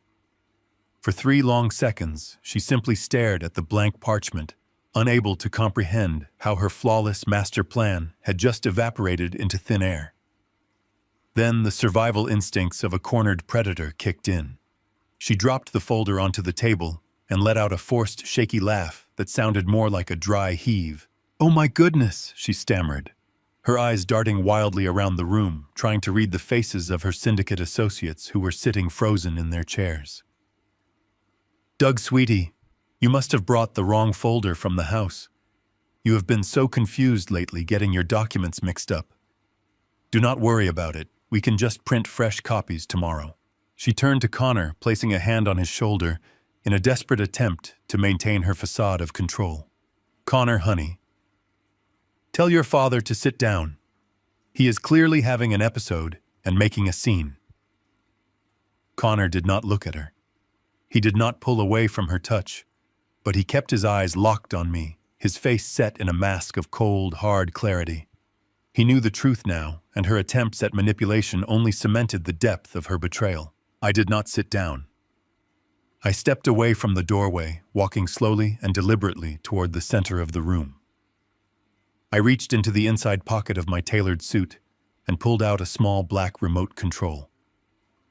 "You did not misplace the documents, Vanessa," I said, my voice steady and completely devoid of the fragile elderly tremor I had used for weeks. "You just underestimated the chemical properties of thermal disappearing ink." Vanessa froze, her hand dropping from Connor's shoulder.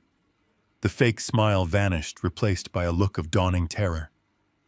She realized she was not dealing with a senile old man who had made a lucky mistake.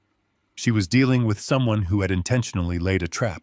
Before she could form a coherent response, I pointed the remote toward the large smart screen mounted on the far wall of the dining room. I pressed a single button. The screen flared to life, instantly projecting a high-definition digital dossier for the entire room to see.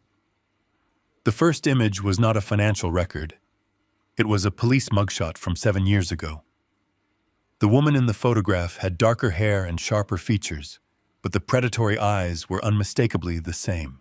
"Let us clear up any confusion right now," I announced, pacing slowly behind the row of seated guests. "The woman standing at the head of this table is not Vanessa Sterling. According to the Federal Registry, her birth name is Rachel Lawson. She has operated under the aliases Chloe Vance, Emily Thorne, and Sarah Davenport across 4 different states over the past 10 years. I clicked the remote, advancing to the next slide. A detailed timeline appeared, tracking her movements alongside major white-collar fraud cases. Her entire operation relies on targeting the children of high-net-worth families.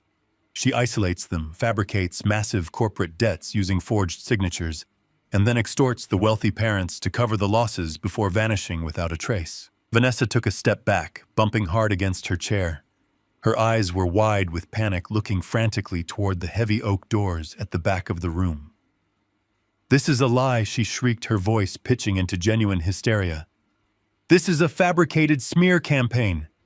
Connor, he is trying to ruin us. You have to stop him." Connor remained perfectly still, staring at the screen, as the evidence of his near destruction was laid bare in front of him.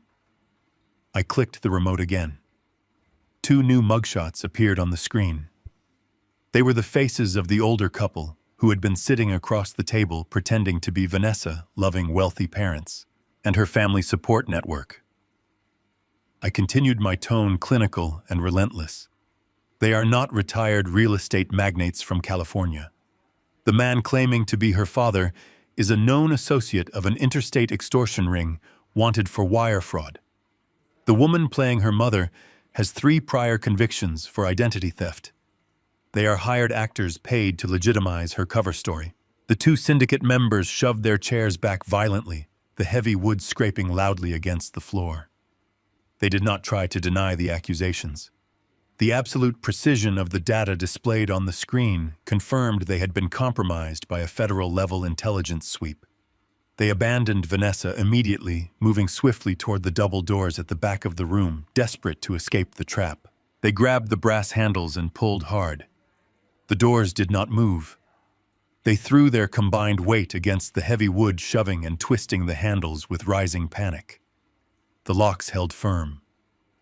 The restaurant manager had followed my instructions perfectly, sealing the room from the outside.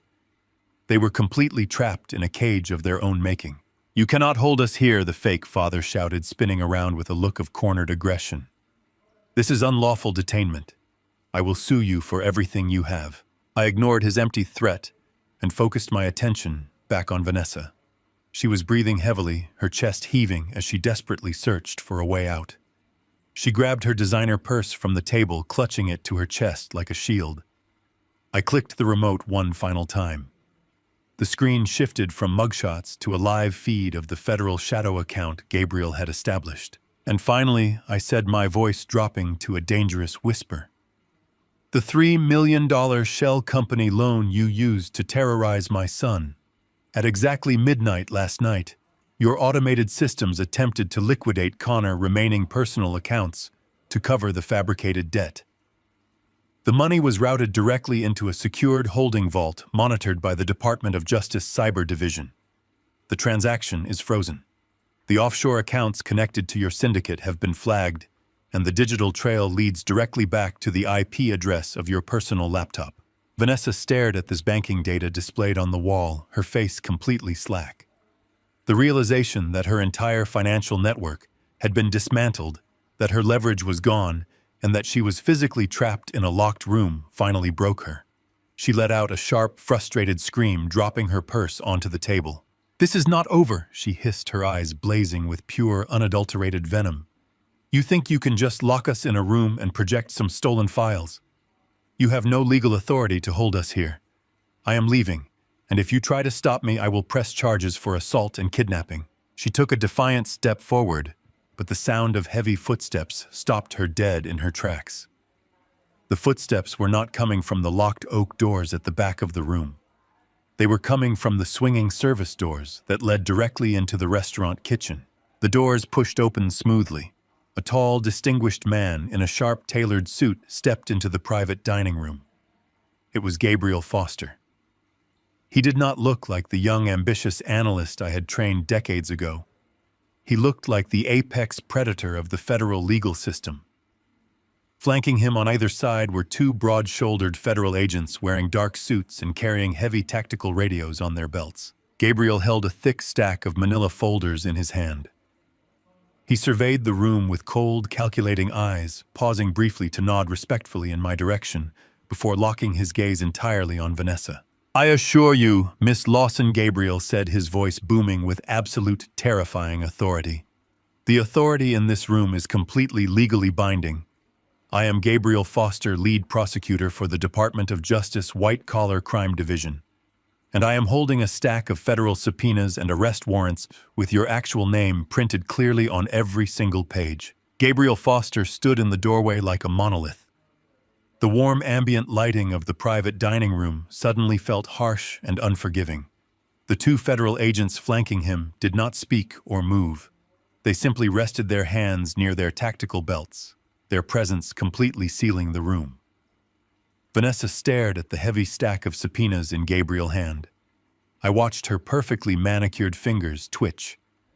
The polished, confident woman, who had just boasted about locking me in a memory care facility, was gone. In her place was a cornered animal calculating the exact distance between herself and the nearest exit. She looked at the agents. She looked at the locked oak doors at the back of the room. She looked at Gabriel. The realization hit her with the crushing weight of a falling building. The long con was dead. Her syndicate associates had abandoned her. Her fake parents were pacing frantically like trapped rats. Her offshore accounts were frozen. The flawless, invisible web she had woven around my son had been entirely dismantled in less than 48 hours. But a professional grifter never simply surrenders. When all avenues of escape are closed, they do not ask for mercy. They reach for a hostage. Vanessa slowly backed away from the head of the table. Her breathing became shallow and rapid. She bumped into a serving cart, sending a silver ice bucket rattling against the wall. She did not look at me or Gabriel. She locked her predatory gaze entirely on Connor. "If you take one more step toward me, I will ruin him," she screamed. Her voice was shrill and raw, completely stripped of its musical charm. The sound echoed violently against the crystal chandeliers. She pointed a trembling finger directly at my son. "Do you think I am stupid? Do you think I operate without a safety net? If I walk out of here in handcuffs, your precious boy goes straight to a maximum security prison." Gabriel did not move a single inch. He simply raised an eyebrow, waiting for her to hang herself with her own words. "I have a dead man. Switch programmed directly into my private server." Vanessa shouted, her chest heaving as she backed further into the corner of the room. It is linked to my phone. If I do not enter a biometric passcode every 12 hours, or if I trigger the panic sequence right now, a massive encrypted data dump goes straight to the Securities and Exchange Commission and the Regional Federal Field Office. It contains every single forged contract, every fake ledger, and every offshore transfer bearing Connor exact digital signature. I will bury him.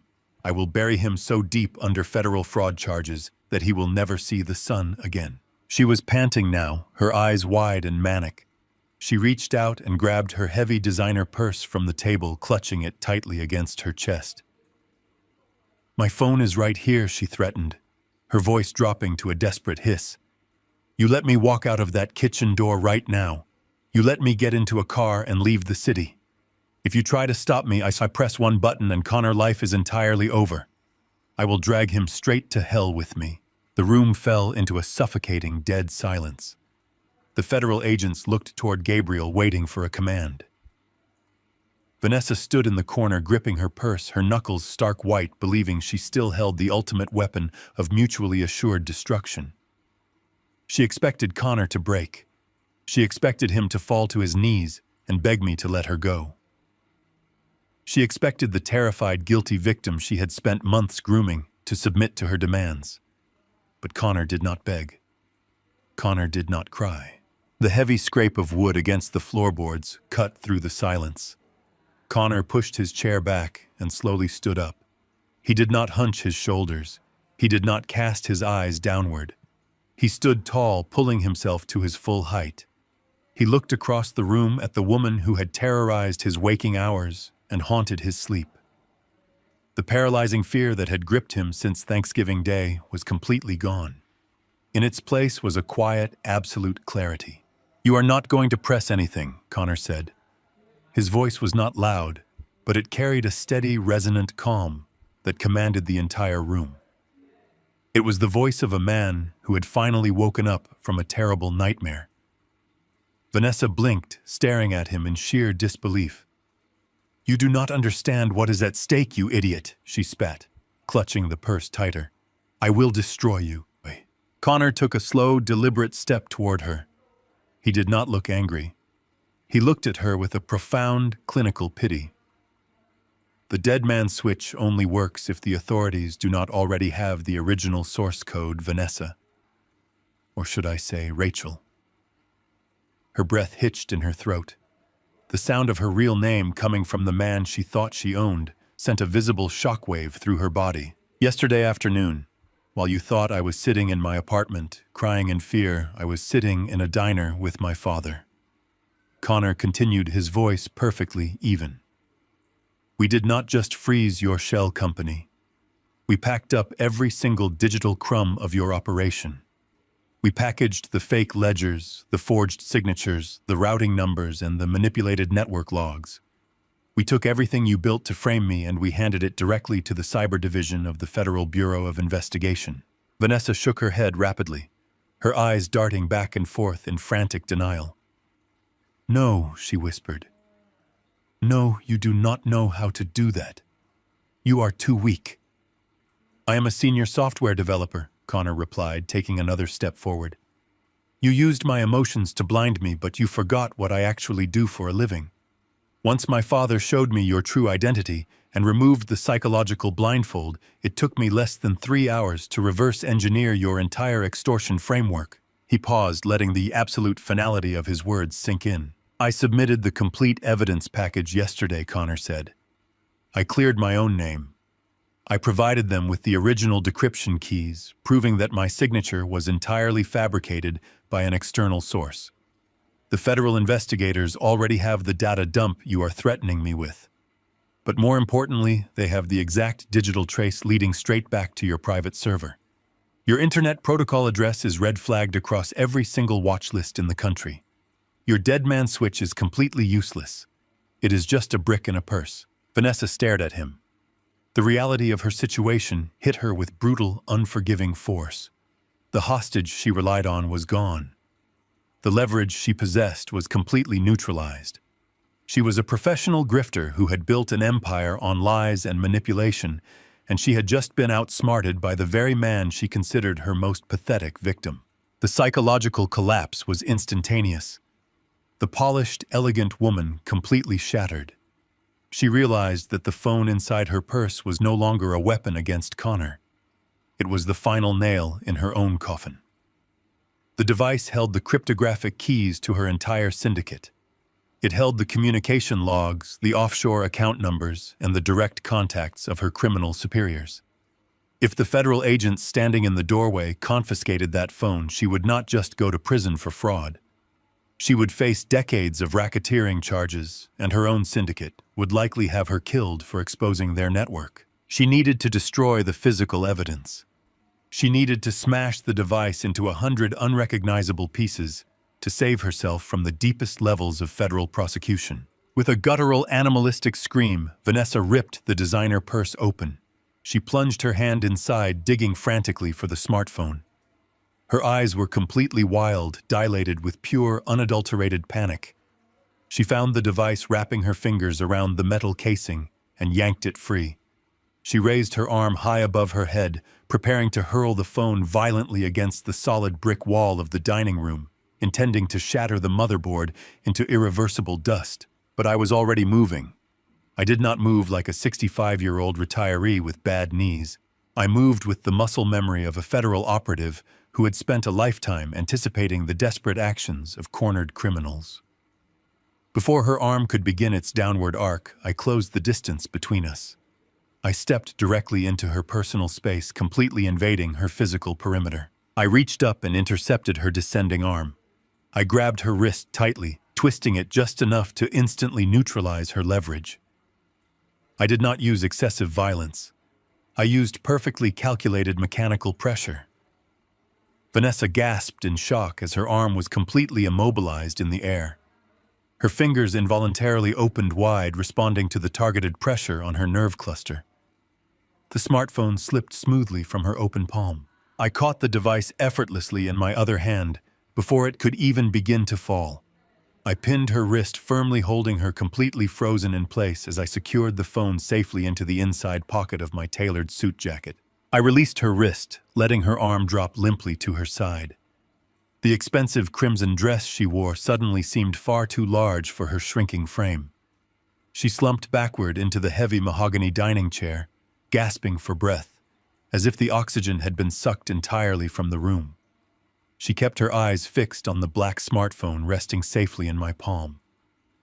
The room remained perfectly still. The federal agents blocking the exit did not move a single muscle. Gabriel watched me with silent, professional anticipation, knowing exactly what I was about to do. I did not hand the device over to the authorities just yet. I needed to ensure that this criminal network was completely eradicated from the ground up before I surrendered the physical evidence. I reached into the breast pocket of my tailored suit jacket and retrieved a small, heavy metal rectangular device. It was a military-grade, solid-state decryption drive. I had spent the last decade of my federal career building and refining the software architecture that powered these specific drives. I placed Vanessa's smartphone flat on the dining table right next to the empty folder that had once held my forged property deed. I plugged the decryption drive directly into the data port of her phone. A solid blue light pulsed twice on the metal casing, indicating a successful physical connection. I pulled a secondary cable from the drive and connected it to the master control panel of the restaurant smart screen. The massive digital display on the far wall flickered for a brief second before casting a bright, harsh white glow over the stunned faces of the remaining dinner guests. The few hired actors who had played her wealthy family members sat completely paralyzed, too terrified of the federal agents blocking the door to make a single sound. Connor stood quietly a few feet away, watching the screen with profound focus as the instrument of his near destruction was finally dismantled. Vanessa stared at the screen, her breath catching sharply in her throat. "You cannot bypass that level of encryption," she whispered, her voice trembling with a mixture of desperate hope and rising terror. "It requires a retinal scan and a localized biometric key. If you try to force the firewall, the motherboard will automatically melt the storage drive into useless slag." I did not look up from the table. I simply tapped a sequence of commands onto my tablet interface, syncing my terminal with the decryption drive. "That is a very impressive commercial security protocol, Vanessa," I replied, my tone calm and conversational. "It would certainly stop a local police detective or a standard private investigator. But you are not dealing with standard law enforcement. You are dealing with the man who wrote the foundational code for the Federal Asset Tracking Database. My drive is not trying to guess your password. I am forcing your device to recognize my terminal as its original host server." A progress bar appeared on the large screen, filling rapidly from left to right. It took exactly 14 seconds for the blue light on my drive to turn a solid, piercing green. The wall screen flashed, and suddenly, the entire digital contents of her smartphone were projected for the entire room to see. The interface displayed thousands of encrypted messages, hidden banking applications, and secure offshore network portals. I navigated through the file directory with practiced precision. I bypassed her personal communication folders and drilled straight down into the hidden partition of her storage drive. I was looking for the beating heart of her operation. It took me less than a minute to find the master ledger. I opened the file. A massive, complex spreadsheet populated the screen, containing thousands of rows of densely packed financial data. "This is not just a list of victims," I announced, my voice carrying a heavy weight as the guests stared at the wall. "This is the complete financial architecture of your entire syndicate. Here are the routing numbers, the proxy directors, the shell corporations, and the exact locations of every single offshore account your network uses to hide their stolen money." The spreadsheet contained the financial bloodline of her entire organization. I saw corporate accounts in the Cayman Islands, private trusts in Switzerland, and secured vaults in Cyprus. The total accumulated wealth sat at exactly $42 million. Vanessa clamped her hands over her mouth, a quiet, wretched sob escaping her lips. The ledger was the holy grail of white-collar criminal investigations. It contained the names and account details of her superiors, her money launderers, and her enforcement teams. Exposing this document meant absolute total destruction for her entire organization. Gabriel took a step forward from the doorway, his eyes scanning the spreadsheet with intense focus. He understood that capturing the criminals was only half the battle.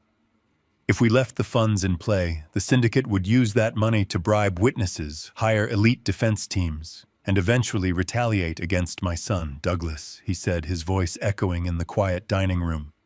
"Can you execute a wire recall protocol from that terminal?" "I can." I confirmed, my fingers moving swiftly across my tablet. "I am initiating a federal override sweep right now.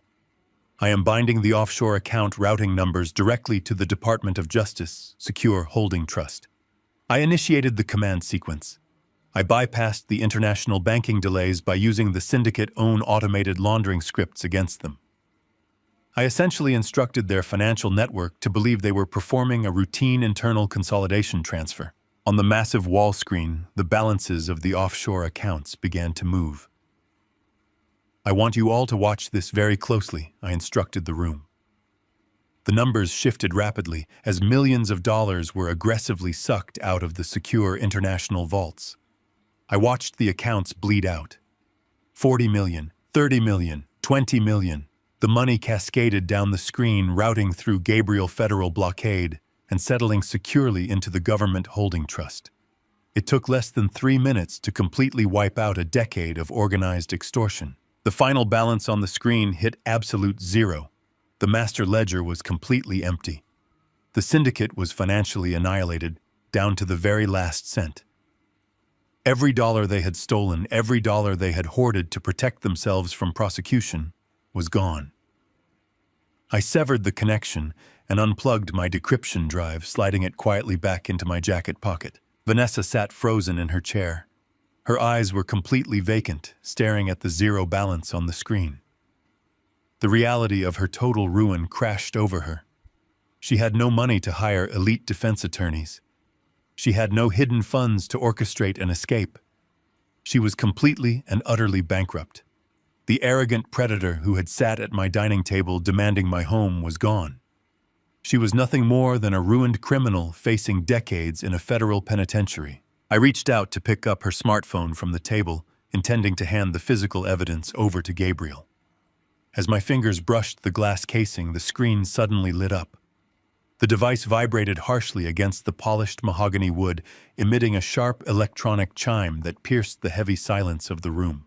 Because the phone was still mirrored to the restaurant projection screen, the incoming text message was displayed in massive glaring letters across the wall for everyone in the room to read.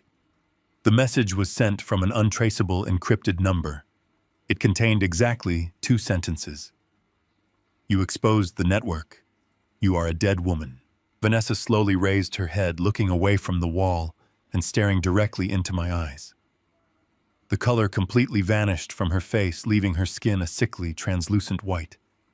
Her entire body began to tremble violently. The fear radiating from her was no longer about going to prison. It was a primal, absolute terror of a woman who realizes she is no longer just facing a judge and a jury. She realized she had just handed the federal government the keys to her entire criminal empire. She had burned the powerful people she worked for. She was now the primary target of her own ruthless syndicate. The glowing words on the massive dining room screen cast a sickly pale light over Vanessa. She stared at the death threat from her own syndicate, and for a fleeting moment, I saw the absolute terror of a woman who knew she had nowhere left to run. But professional grifters do not simply surrender to their fate. They adapt. They manipulate. When the truth corners them, they build an entirely new reality out of thin air. Gabriel Foster gave a curt nod to the 2 federal agents standing at his side. They stepped fully into the private dining room, moving with the heavy, synchronized precision of men accustomed to taking down dangerous targets. The distinctive clack of metal handcuffs being drawn from a tactical belt echoed sharply against the quiet crystal and china of the restaurant. That sound snapped Vanessa out of her paralyzed trance. The terror vanished from her eyes, instantly replaced by a brilliant, flawless performance of desperate victimization. She threw herself backward, stumbling over her own crimson dress, and collapsed onto the polished wooden floor. She began to weep. It was not the dry, frustrated sobbing of a defeated criminal. It was a torrential, agonizing display of pure vulnerability. Real tears flooded down her cheeks, ruining her expensive makeup. Her chest heaved with violent, manufactured panic. "Help me!" she screamed, pointing a trembling, manicured finger directly at my chest. "Please, somebody help me. This man is out of his mind. He assaulted me. He physically attacked me and stole my phone." The hired actors sitting at the table remained absolutely frozen, too terrified of the federal agents to participate in her sudden charade. Connor stood a few feet away, watching her performance, with a look of profound disgust, finally seeing the monster behind the beautiful mask he had loved. But Vanessa did not care about her ruined audience. She was playing entirely to the law enforcement officers entering the room. "He is a psychotic, delusional old man," she wailed, shrinking back against the wall and wrapping her arms around her knees defensively. "He has been stalking me. He fabricated all of those bank records on the screen to ruin my wedding. He trapped us in this room and twisted my arm to steal my purse. Look at my wrist, he bruised me.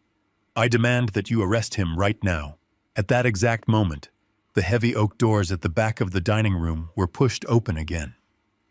4 uniformed officers from the local city police department filed into the room, backing up Gabriel and his federal team. The local lead detective, a seasoned veteran with graying hair and tired eyes, stepped forward to assess the chaotic scene. He looked at Vanessa weeping hysterically on the floor, then turned his gaze toward me. I was standing perfectly still, projecting absolute calm, and holding her smartphone loosely in my hand. She continued her frantic screaming, begging the local officers to protect her from my violent delusions. She spun a rapid, breathless tale about how I was suffering from severe dementia and had hired hackers to project fake evidence on the wall out of pure paranoid spite. It was a masterclass in psychological manipulation. A lesser man might have panicked. A normal citizen might have raised his voice trying to aggressively defend himself against her lies. I did nothing of the sort. I knew that reacting to her hysteria would only validate her performance. I calmly reached into my tailored suit jacket and withdrew a slim digital tablet. I did not speak to Vanessa. I did not even look at her. I stepped forward and presented the tablet directly to the lead local detective. "Detective?" I said, my voice smooth and utterly devoid of emotion. "I understand that federal agents are here to execute outstanding warrants for wire fraud, identity theft, and corporate extortion. However, I believe your local jurisdiction takes immediate precedent regarding a much more severe matter." The detective took the tablet from my hands, looking at me with a mixture of skepticism and curiosity. "What exactly am I looking at here, sir?" he asked. "You are looking at the master bathroom of my private residence, recorded exactly 1 week ago on Thanksgiving Day," I replied. "The camera is concealed behind a ventilation grate. The footage is date-stamped and time-coded." I tapped the play button on the screen. The high-definition video began to roll. The volume was turned up, completely cutting through Vanessa fake sobbing. The video clearly showed her sneaking into my private bathroom wearing her pristine cashmere coat. The detective watched closely as the digital version of Vanessa opened my medicine cabinet. He watched her pull out my prescribed heart medication. He watched her dump the life-saving pills into the toilet and flush them away. He watched her reach into her own pocket, produce a secondary plastic bottle, and replace my medication with identical-looking pills. "These were high-dose industrial sedatives," I explained quietly, while the video played. "She intended to chemically induce symptoms of severe cognitive decline to facilitate a fraudulent medical power of attorney. Had I ingested the altered dosage given my medical history, the sedatives would have caused complete respiratory failure within hours." The detective stopped the video. The skeptical look in his eyes was entirely gone, replaced by the cold, hard gaze of a man looking at a lethal predator. He handed the tablet to one of his uniformed officers as evidence. He turned away from me and walked slowly toward Vanessa, who was still sitting on the floor. Her fake tears had stopped completely. She stared at the tablet in the officer's hands, the horrifying realization sinking in that I had been watching her every single move since the very beginning. "The federal charges for financial extortion will have to wait for the grand jury," the lead detective announced, his voice echoing with absolute finality. "Rachel Lawson, you are under arrest by the local authorities. The charge is attempted murder in the first degree." 2 uniformed officers moved forward immediately, grabbing her by the arms and hauling her roughly to her feet. The delicate facade she had maintained for months shattered violently. She thrashed against their grip, kicking and screaming obscenities as they slammed her against the nearest wall to secure her hands. The loud, sharp click of the steel handcuffs locking around her wrists signaled the absolute end of her criminal empire. She stopped struggling as the metal bit into her skin. She turned her head, her hair falling wildly across her face, and locked her venomous eyes onto mine. The pure hatred radiating from her was palpable. "You are a monster," she spat, her voice a vicious, guttural hiss. "You set me up. You are a sick, twisted psychopath." I did not back away from her rage. I took 3 slow, deliberate steps forward, completely invading her personal space. The police officers held her firmly against the wall, allowing me to step within inches of her face. I looked deep into her panicked, predatory eyes, and I dropped the folksy, harmless old man persona entirely. I leaned in close so only she could hear my words over the ambient noise of the room. "You thought you found a pathetic, lonely widower to subsidize your syndicate," I whispered, my voice carrying the freezing weight of a 30-year career hunting ghosts just like her. "You thought you were the smartest person in the room, but you never bothered to investigate where my money actually came from." Vanessa breathed heavily, her eyes darting across my face, looking for any sign of weakness. I let the silence hang for a fraction of a second before delivering the final psychological blow. "I retired with a personal net worth exceeding $80 million, I whispered, "and I did not earn a single cent of it by being a victim. For 3 decades, I was the chief forensic auditor for a covert federal task force. My entire professional existence was dedicated to hunting down corporate predators, dismantling international extortion rings, and burying arrogant criminals exactly like you underneath mountains of federal indictments. You did not target a helpless old man, Rachel. You walked blindly into the jaws of an apex predator." I watched the last shred of defiance leave her body, The color completely drained from her face, leaving her skin a sickening, translucent pale. Her breath caught in her throat as the sheer magnitude of her mistake finally registered in her mind. She realized she had not just failed a job. She had actively chosen to hunt the one man on Earth uniquely qualified to destroy her entire existence. Her eyes, wide with absolute bottomless terror, broke contact with mine. She dropped her head, staring at the floorboards, completely physically and mentally broken.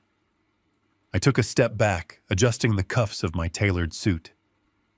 "Take her away," I told the detective, turning my back on her forever.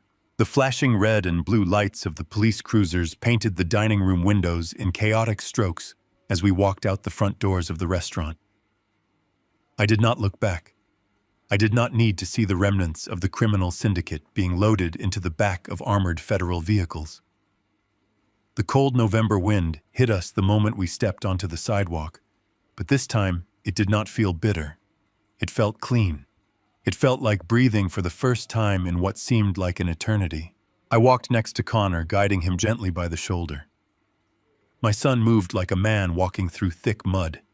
His body was physically present, but his mind was wandering through the wreckage of his own life. The adrenaline that had kept him standing during the confrontation was completely gone, leaving behind a hollow, exhausting emptiness. He had just witnessed the woman he planned to marry morph into a federal fugitive. He had seen the absolute destruction of his reality, and the shame of his own gullibility was weighing on him heavier than gravity. We reached my sedan, parked a block away. I unlocked the doors and Connor slid into the passenger seat without a single word. He pulled the seatbelt over his chest and leaned his head against the cold glass of the window, staring out into the dark city streets. I started the engine and turned the heater on high, letting the warm air fill the cabin. I did not ask him how he felt. I did not offer him empty platitudes about how time heals all wounds. When a man survives a psychological war, the last thing he needs is a lecture. He needs silence, and he needs safety. The drive back to the rustic house took over an hour. The rhythmic hum of the tires against the asphalt was the only sound between us. I watched him from the corner of my eye. His hands were folded in his lap, his knuckles white. He was replaying every conversation, every smile, every fake memory, trying to find the exact moment he should have known she was a predator.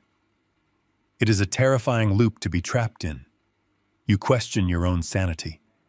You question your ability to trust another human being ever again. I knew that feeling intimately. I had seen it in the eyes of countless victims over my 30-year career. We turned down the long, winding dirt driveway, and the heavy iron gates parted for us automatically. The cabin emerged from the dark woods looking exactly as it had on Thanksgiving Day, but the sinister shadow that Vanessa had cast over it was entirely gone. I parked the car, and we walked up the wooden steps to the front porch. When we stepped inside, the familiar scent of cedar and old books welcomed us.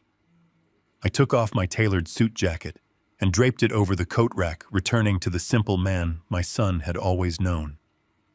Connor took off his shoes and walked slowly into the dining room. He stopped at the edge of the large oak table. It was the exact spot where he had sat just days ago, terrified and isolated.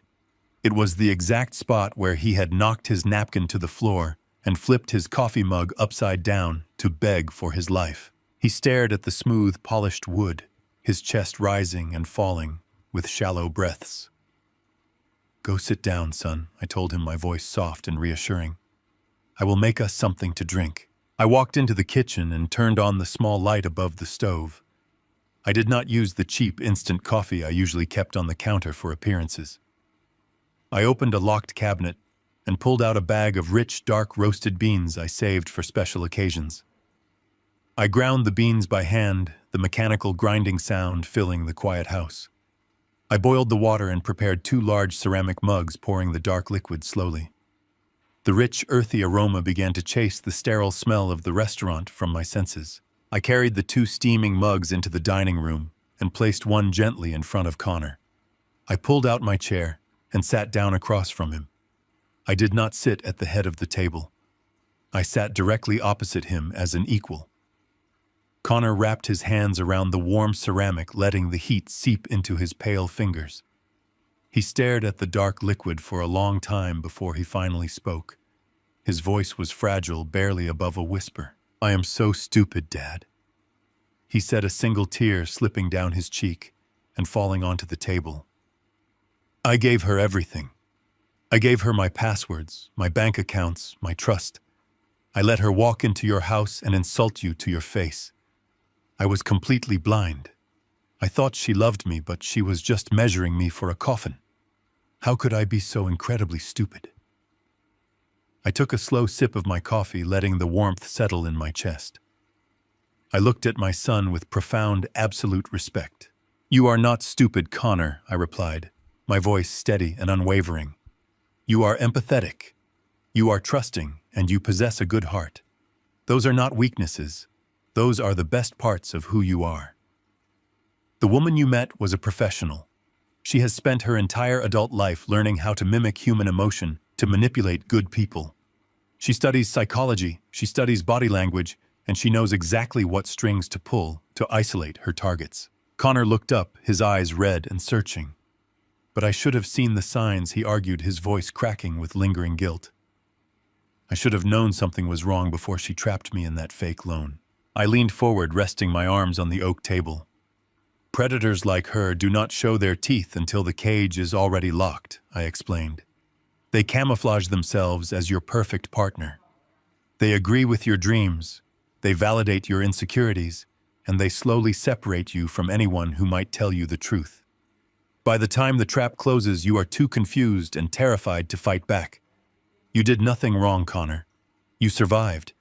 And when you realized you were drowning, you flipped that mug. You reached out for help.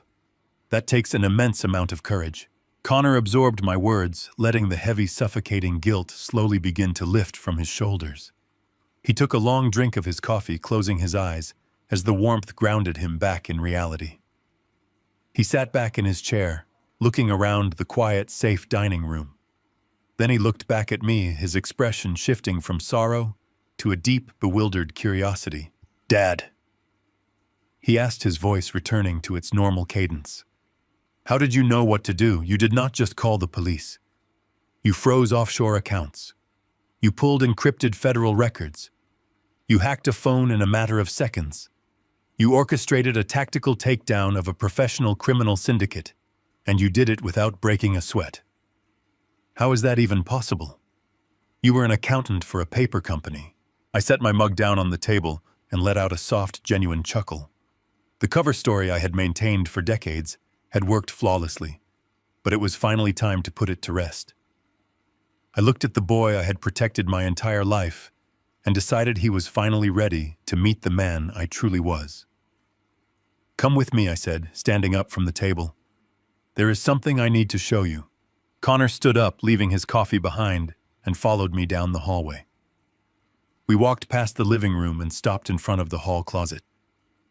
I pushed aside the heavy winter coats and placed my bare palm against the back wooden panel. The biometric scanner read my print, and the heavy mechanical lock unlatched with a loud, solid click. The panel swung open, revealing the dark, narrow stairwell. Connor gasped, taking a step back in shock. He had grown up in this cabin and never once realized there was a hidden passage behind the coats. I flipped the light switch and led him down the stairs. The air grew cooler, smelling of metal and electricity. When we reached the bottom of the stairs, we stood in front of the massive steel vault door. I entered a 6-digit passcode into the keypad and turned the heavy iron wheel. The door groaned as it swung outward. We stepped into the basement command center. The server racks hummed quietly in the background, the curved monitors glowing softly on the mahogany desk. But I did not point to the computers. I directed Connor's attention to the long concrete wall on the far side of the room. The wall was completely covered in framed documents. There were no family photos or landscape paintings. It was a mosaic of a 30-year shadow career. Connor walked slowly toward the wall, his eyes wide with absolute disbelief. He reached out, tracing his fingers over the thick glass frames. He read the official commendations from the Department of Justice signed by 3 different attorneys general. He saw the polished silver badges from multi-agency federal task forces. He read the classified intelligence citations awarding me for the successful dismantling of international money laundering rings, cartel financial networks, and corporate extortion syndicates. "You are not an accountant," Connor whispered, his voice echoing in the quiet steel room. "You were hunting these people." I stood behind him, looking at the physical evidence of my life's work. "I did not hunt street criminals." "Connor," I replied, my voice calm and absolute. "I hunted the monsters who wore tailored suits and hid behind corporate firewalls.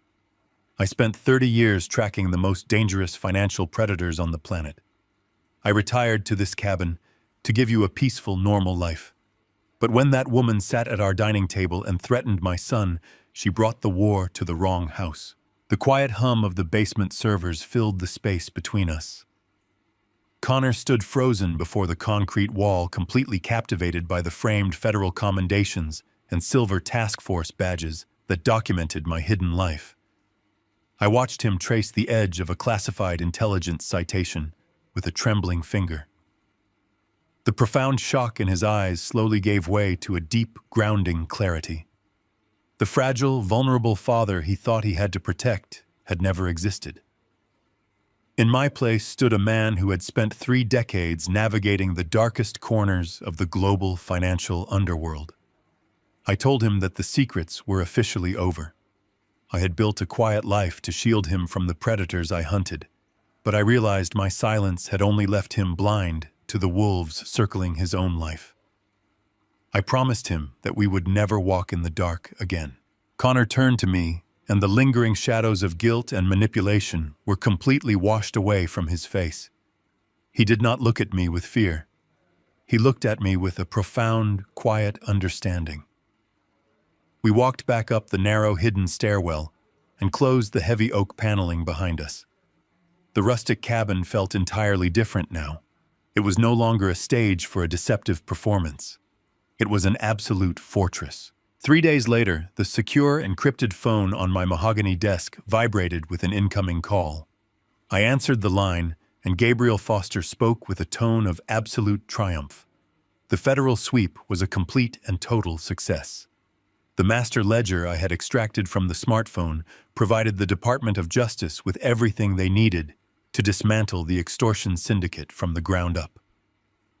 Gabriel detailed how tactical strike teams had executed simultaneous raids across 5 different states and coordinated with international authorities to freeze dozens of offshore holding trusts. The actors who had played the fake parents were apprehended trying to cross the northern border. The muscle who had fled my driveway were captured hiding in a cheap motel. As for the woman who called herself Vanessa, she was currently sitting in a maximum security federal holding facility. Gabriel explained that when the federal agents presented her with the decrypted contents of her own ledger, she completely broke down.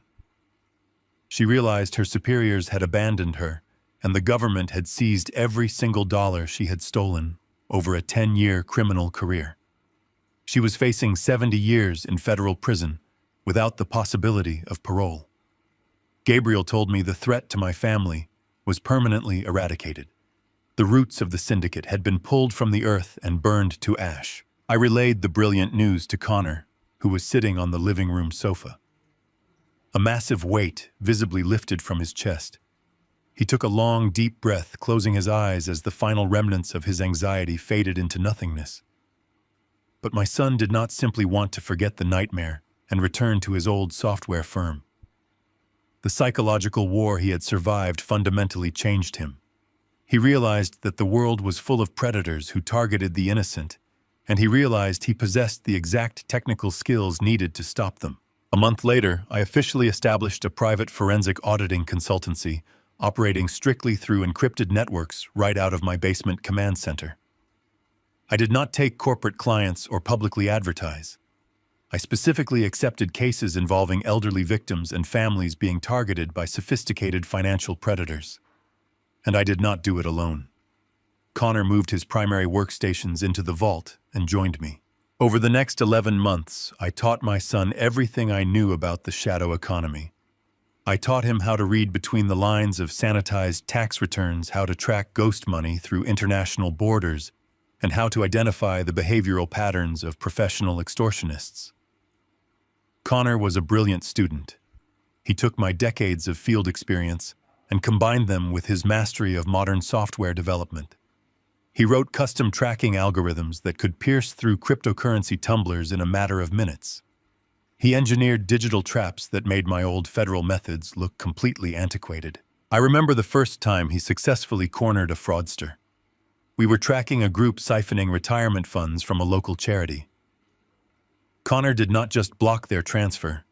He reverse-engineered their entire network, mapped their physical locations, and handed a perfect digital dossier to the local authorities all before lunch. I watched the soft-hearted boy, who had been paralyzed by fear, transform into a cold, calculating, and utterly relentless apex predator. We became a flawless two-man task force operating quietly in the dark to protect those who could not protect themselves.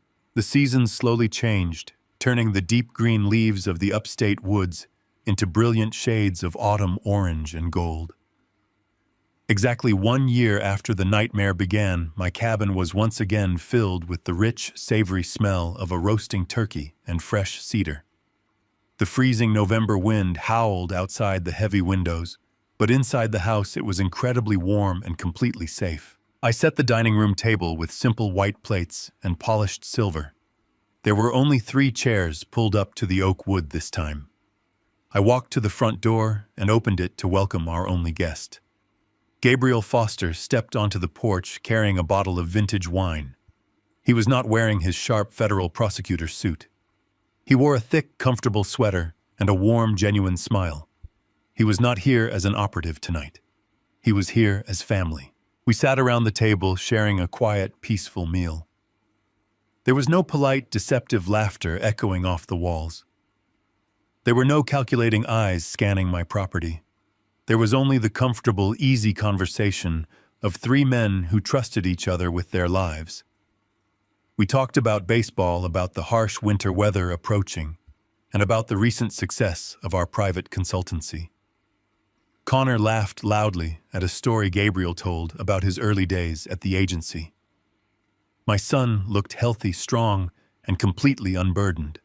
His skin was flush with color, and his eyes were bright with genuine confidence. As the evening wound down and the fire crackled softly in the stone hearth, I carried a fresh pot of dark roasted coffee into the dining room.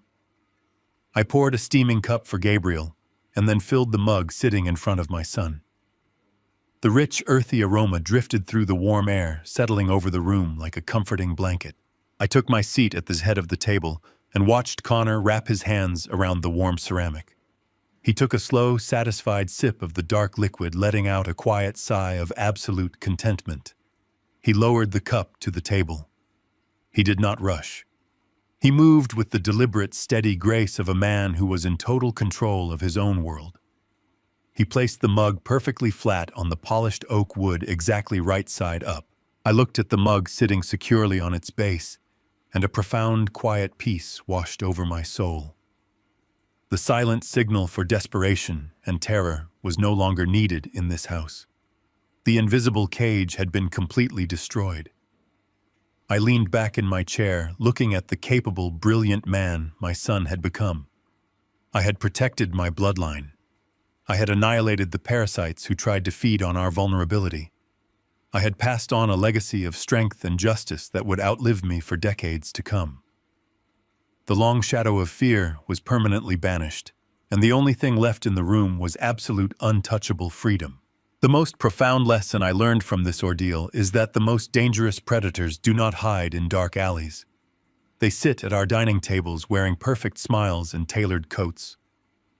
True family is not defined merely by polite appearances or shared holidays, but by the absolute, unwavering trust you share when the world turns hostile. We often mistake vulnerability for weakness, but as Connor showed, having the courage to ask for help when you are drowning is the ultimate strength. Wealth can buy comfort and security, but it can never replace the fierce, unshakable loyalty required to protect the people you love. If this story of justice and family resilience resonated with you, please hit the like button, subscribe to the channel, and share your thoughts in the comments below.